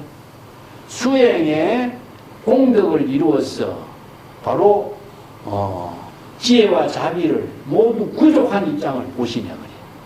지혜와 자비를 모두 구족한 의사로서 자격을 갖췄다. 그럼 화신은 무엇이냐? 의사로서 시절 인연에 따라서 환자의 병을 진료하고 치료하는 수연성이죠. 방편의 지혜를. 자, 이것을 제불의 불교에서 가장 극칙으로 제시하고 있지만은 산성의 견처에서는 그러하지 않다. 여기서 산성의 견처가 바로 임재의 독자적인 안목입니다.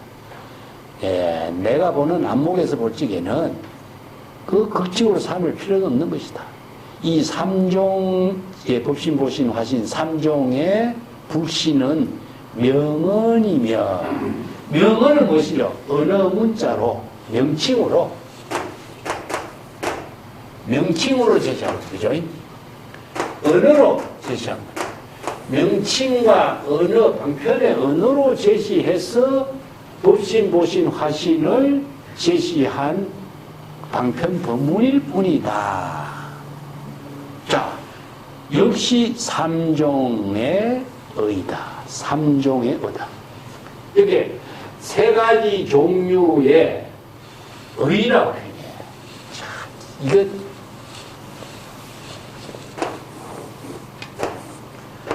의가 무엇이냐 하면은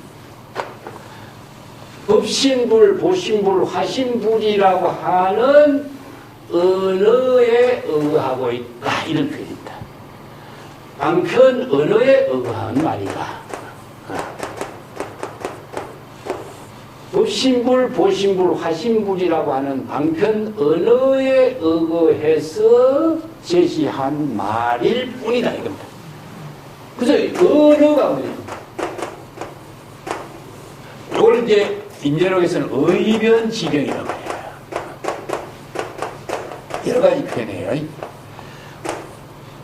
의라고 하는 것은 언어에 의거해서 변화시키면서 나타내는 언어 표현들입니다. 의변의 경계, 이거 방편의 언어를 통해서 나타낸 표현일 뿐이다. 이런 말이죠. 그럼 우리가 부처라고 하는 내용을 삼종신으로 표현하는 것을 우리가 어떻게 이해하느냐? 궁극적으로 어떻게 알죠? 법신불, 보신불, 화신불이라고 하는 방편의 언어에 의거해서 우리가 삼종신을 알 수 있는 거죠. 그죠? 그러면 삼종신을 안다, 삼종신이 구족됐다, 삼종신이 어떻다라고 하는 것을 제불의 경계를 설명하고 설법하는 내용은 궁극적으로 삼종신이라는 방편의 언어에 의해서 알고 있는 것 뿐이에요. 그러면 삼종신이라고 하는 언어 그 자체 가운데에 부처가 있습니까? 삼종신 언어 그 가운데에는 부처는 없어요. 다른 말로 한다면은 언어 그 자체는 부처의 세계를 방편의 언어로서, 언어나 문자로서, 방편의 이름과 명칭과 언어로서, 언어를 빌려가지고 표현한 말일 뿐이다는 거죠. 내가 다른 비유를 한다면은, 사막에 사진을 찍었을 적에 사진 속에 사막은 있지만은 실제 사막은 사진 속에 없죠. 꽉 똑같아요. 언어 그 가운데는 말은 있지만은 부처의 지혜에 공덕은 없어. 이 말을 잘 판단하지 못하면요, 우리는 혼란이 일어납니다. 근데 많은 사람들이 언어 그 자체가 부처라고 생각해요. 언어 그 가운데가 불교의 본질이라고 생각해요. 그래서 경론의 해석가들은 법신보신 화신이 불교의 극칙으로 삼는 거예요. 불교의 핵심은 이것이다. 그러면 불교의 핵심으로 제시하는 법신보신 화신이라는 언어를 핵심으로 제시할 뿐이죠. 임재는 나는 그렇게 안 본다. 나의 경치에서는 그렇게 안 본다. 그것은 방편의 언어로 제시하는 말일 뿐이지 거기에 어찌 부처의 지혜 자비의 공덕의 묘용이 있느냐. 부처의 지혜 자비의 묘용의 공덕은 어디 있습니까? 바로 지금 내 법문을 듣고 있는 그대, 지금 여기 자기 본분사의 지혜로 작용하는 묘용 속에, 공덕의 묘용 속에 삼신불이 구족되어 있다는 사실이다. 자, 이 점이 달라요. 우리가 보통 지식을 가지고 불교의 본질을 안다라고 생각하잖아요. 지식에 속박되어 가지고 지식을 가지고 불교의 본질을 아는 것처럼 착각하고 있을 뿐이다. 자, 여기 선의 세계는 무엇이냐? 지식의 세계가 아니라 지혜의 작용을 통해서 지금 자기 본분사를 실행하게 하는 힘이 있습니다. 이 때문에 궁극적으로 청법하는 그 자체가 지혜로운 자기의 생명이 되죠. 그 지혜 생명이 바로 법신보신 화신인 것이지 어느 그 자체에 법신보신 화신이 있는 건 아니다. 그래서 여기서 의라고 하는 글자는 방편의 언어에 의존해서 우리가 법신보신 화신을 이해할 뿐이지, 무의도인은 어떻습니까? 방편의 언어에 의존하지 않고 지금 여기 자기 본분사의 지혜를 이루는 도인이 바로 무의도인이다, 이 말입니다. 이 한마디가 임재의 법문에 의변의 경계라든가 의라든가 무의도인이라든가 이 한마디의 핵심을 알아야 돼요. 자, 청법저인하고 무의도인은 지금 여기 자기 본분사의 지혜로운 생명을 작용하는 사람이다. 이 구절입니다. 이게 법문이 굉장히 중요하기 때문에 삼종의 몸을 삼종신을 법칙으로 삼지만 산성의 견천이 그러지 않다. 불에 그러하지 않다. 이 삼종신의 명칭은 명칭과 언어, 방편의 언어일 뿐인 것이요. 삼종신이라고 하는 명칭과 언어에 의거해서 삼종신을 제시한 말일 뿐이다 이겁니다.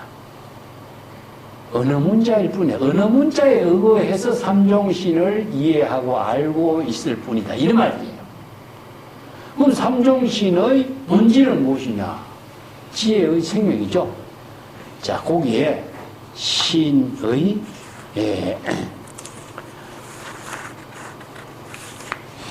신의 나오죠, 그죠? 신의 의변이요. 이 구절이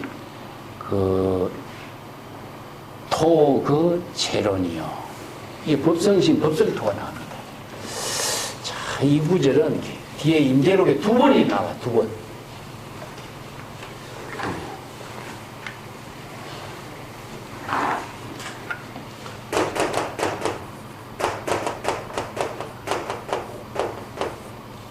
법성신, 법성토. 참 기가 막힌 표현이죠. 이 몸은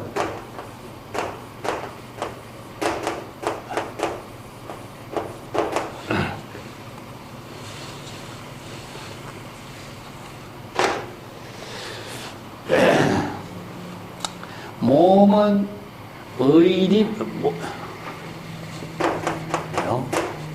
토는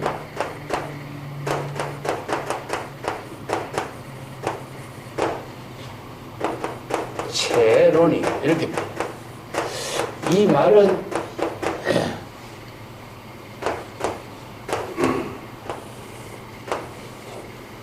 우리가 법성은 불성이죠, 그죠?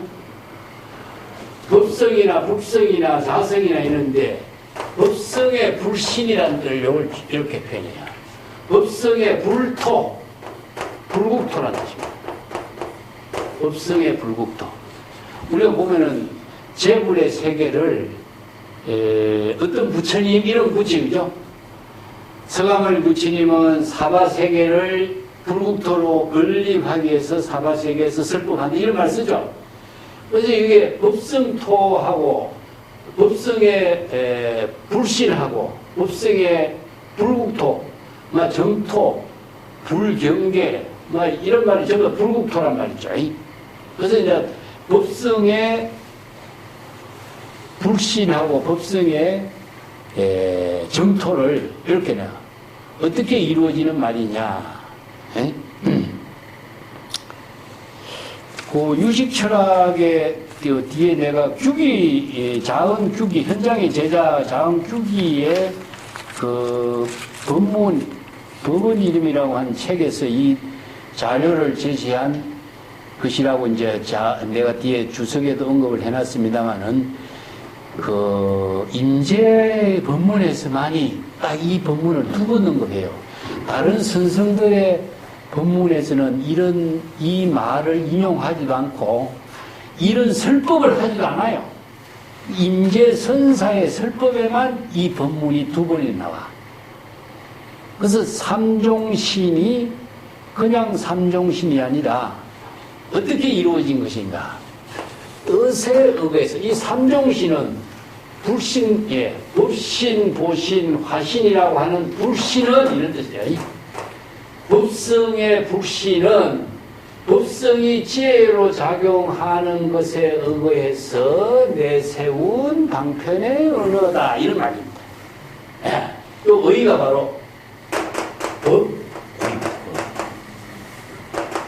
진여일심이 지혜로 작용하는 뜻에 의거해서 불신을 표현한 방편의 언어로 건립한 겁니다. 그 방편의 언어가 그냥 나오느냐?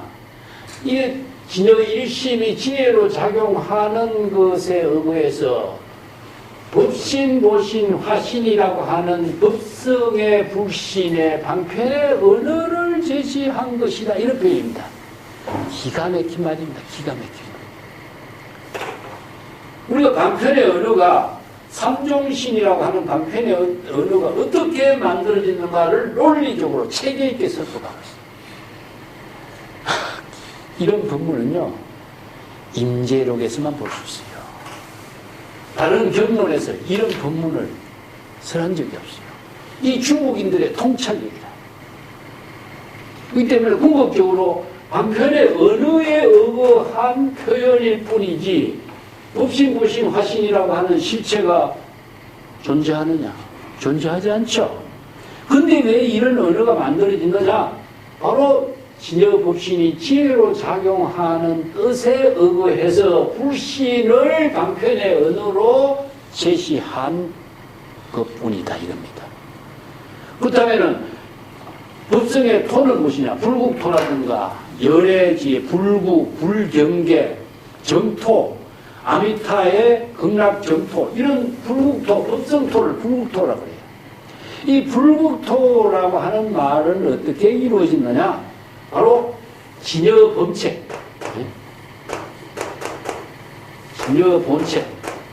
진여본체에 의거해서, 진여본체가 작용하는 것에 의거해서 그 본체를 논리체계로서 제시한 언어다, 이겁니다. 자, 진여본체에 의거한 것을 우리가 법계일상이라고 얘기죠. 진여는 법계일상이요, 이런 말 쓰죠. 진여 본체의 지혜작용을 법계라고 하는 표현이 바로 불국토의 표현이 어떻게 이루어지는가 하는 겁니다. 중생의 세계는 사바세계라 하죠. 중생의 세계는 삼계라든가 화태계라든가 이렇게 사바세계로서 차별세계가 이루어지만은 진여 본체에는 평등의 세계가 이루어져요. 그래서 이 법은 평등하여 무효구하다. 평등의 세계를 진여법으로 이루어진 세계는 법계 일상이라고 평등의 세계를 이야기했죠. 그죠? 평등의 세계는 무엇이냐? 사바세계는 고통이 따르지만은 평등의 세계는 안락의 세계다. 불국토다. 정토다. 평안의 세계다. 그래서 이 진여 본체의 근본 당체에 의해서 불국 정토의 세계를 표현한 것이다. 이런 표현입니다. 부처의 삼신의 불신은 부처의 지혜가 작용하는 뜻에 의해서 불신을 법신, 보신, 하신은 지혜로 작용하는 뜻을 표현한 방편의 언어고, 불국토라든가 법계라든가 깨달음의 정토의 세계라고 하는 것은 진여 본체가 평등으로 이루어진 세계라는 사실을 방편의 언어로 제시한 말이다. 이런 뜻입니다. 이 법문이 정말 기가 막힌 법문이에요. 이거 제가 설명한 내용을 계속 집에 가서 이 글을 써가지고 다시 한번 정리해보세요. 그럼 마지막에 뭐라고 그랬냐? 명지 시광명이야. 이것은 지혜 광명이 비친 그림자라는 사실을 알 수가 있다. 자, 이 지혜 광명이 뭐죠? 법신, 보신, 화신은 부처의 지혜 광명으로 비친 거죠. 이 광명으로 비친 것이요. 그 지혜 광명으로 비친 그림자의 세계는 뭐죠? 불국토예요. 지혜 광명과 함께 태양이 비치면은 태양이 모든 세계를, 차별 세계를 비춰주고 있는 세계죠. 그죠? 이게 바로 사바세계의 그림자를 비춰주는 것처럼 부처의 지혜 광명이 비치는 세계가 무엇이냐? 그게 불국토. 광명의 세계다. 빛과 그림자의 세계다. 이렇게 표현해요. 그건 다른 말로 한다면은 빛은 무엇이냐? 지혜 광명이고 그림자는 뭐죠? 방편의 언어입니다. 기가 막힌 표현이에요. 뒤에 가면 다음 단위에는 자, 여기서 빛과 그림자를 자유자재로 사용하는 그 사람을 그대는 알고자 하느냐. 다음 단위 부분이 이게 연결돼요. 광명지형이나 광명지이나. 자, 그래서 이런 법문을 설하는 것은요, 임재의 법문밖에 없어요. 다른 어록의 선성들은 이런 법문을 설하지 않습니다. 그래서 임재의 법문은 산성이 제시하는 법문은 독자적인 방편의 언어로 제시한다. 이렇게 자신의 입장을 밝히고 있어요. 남의 말을 빌려서 설하지 않는다. 이런. 이게 바로 임재록의 특징이라고 할 수 있어요. 자, 오늘 여기까지 합시다.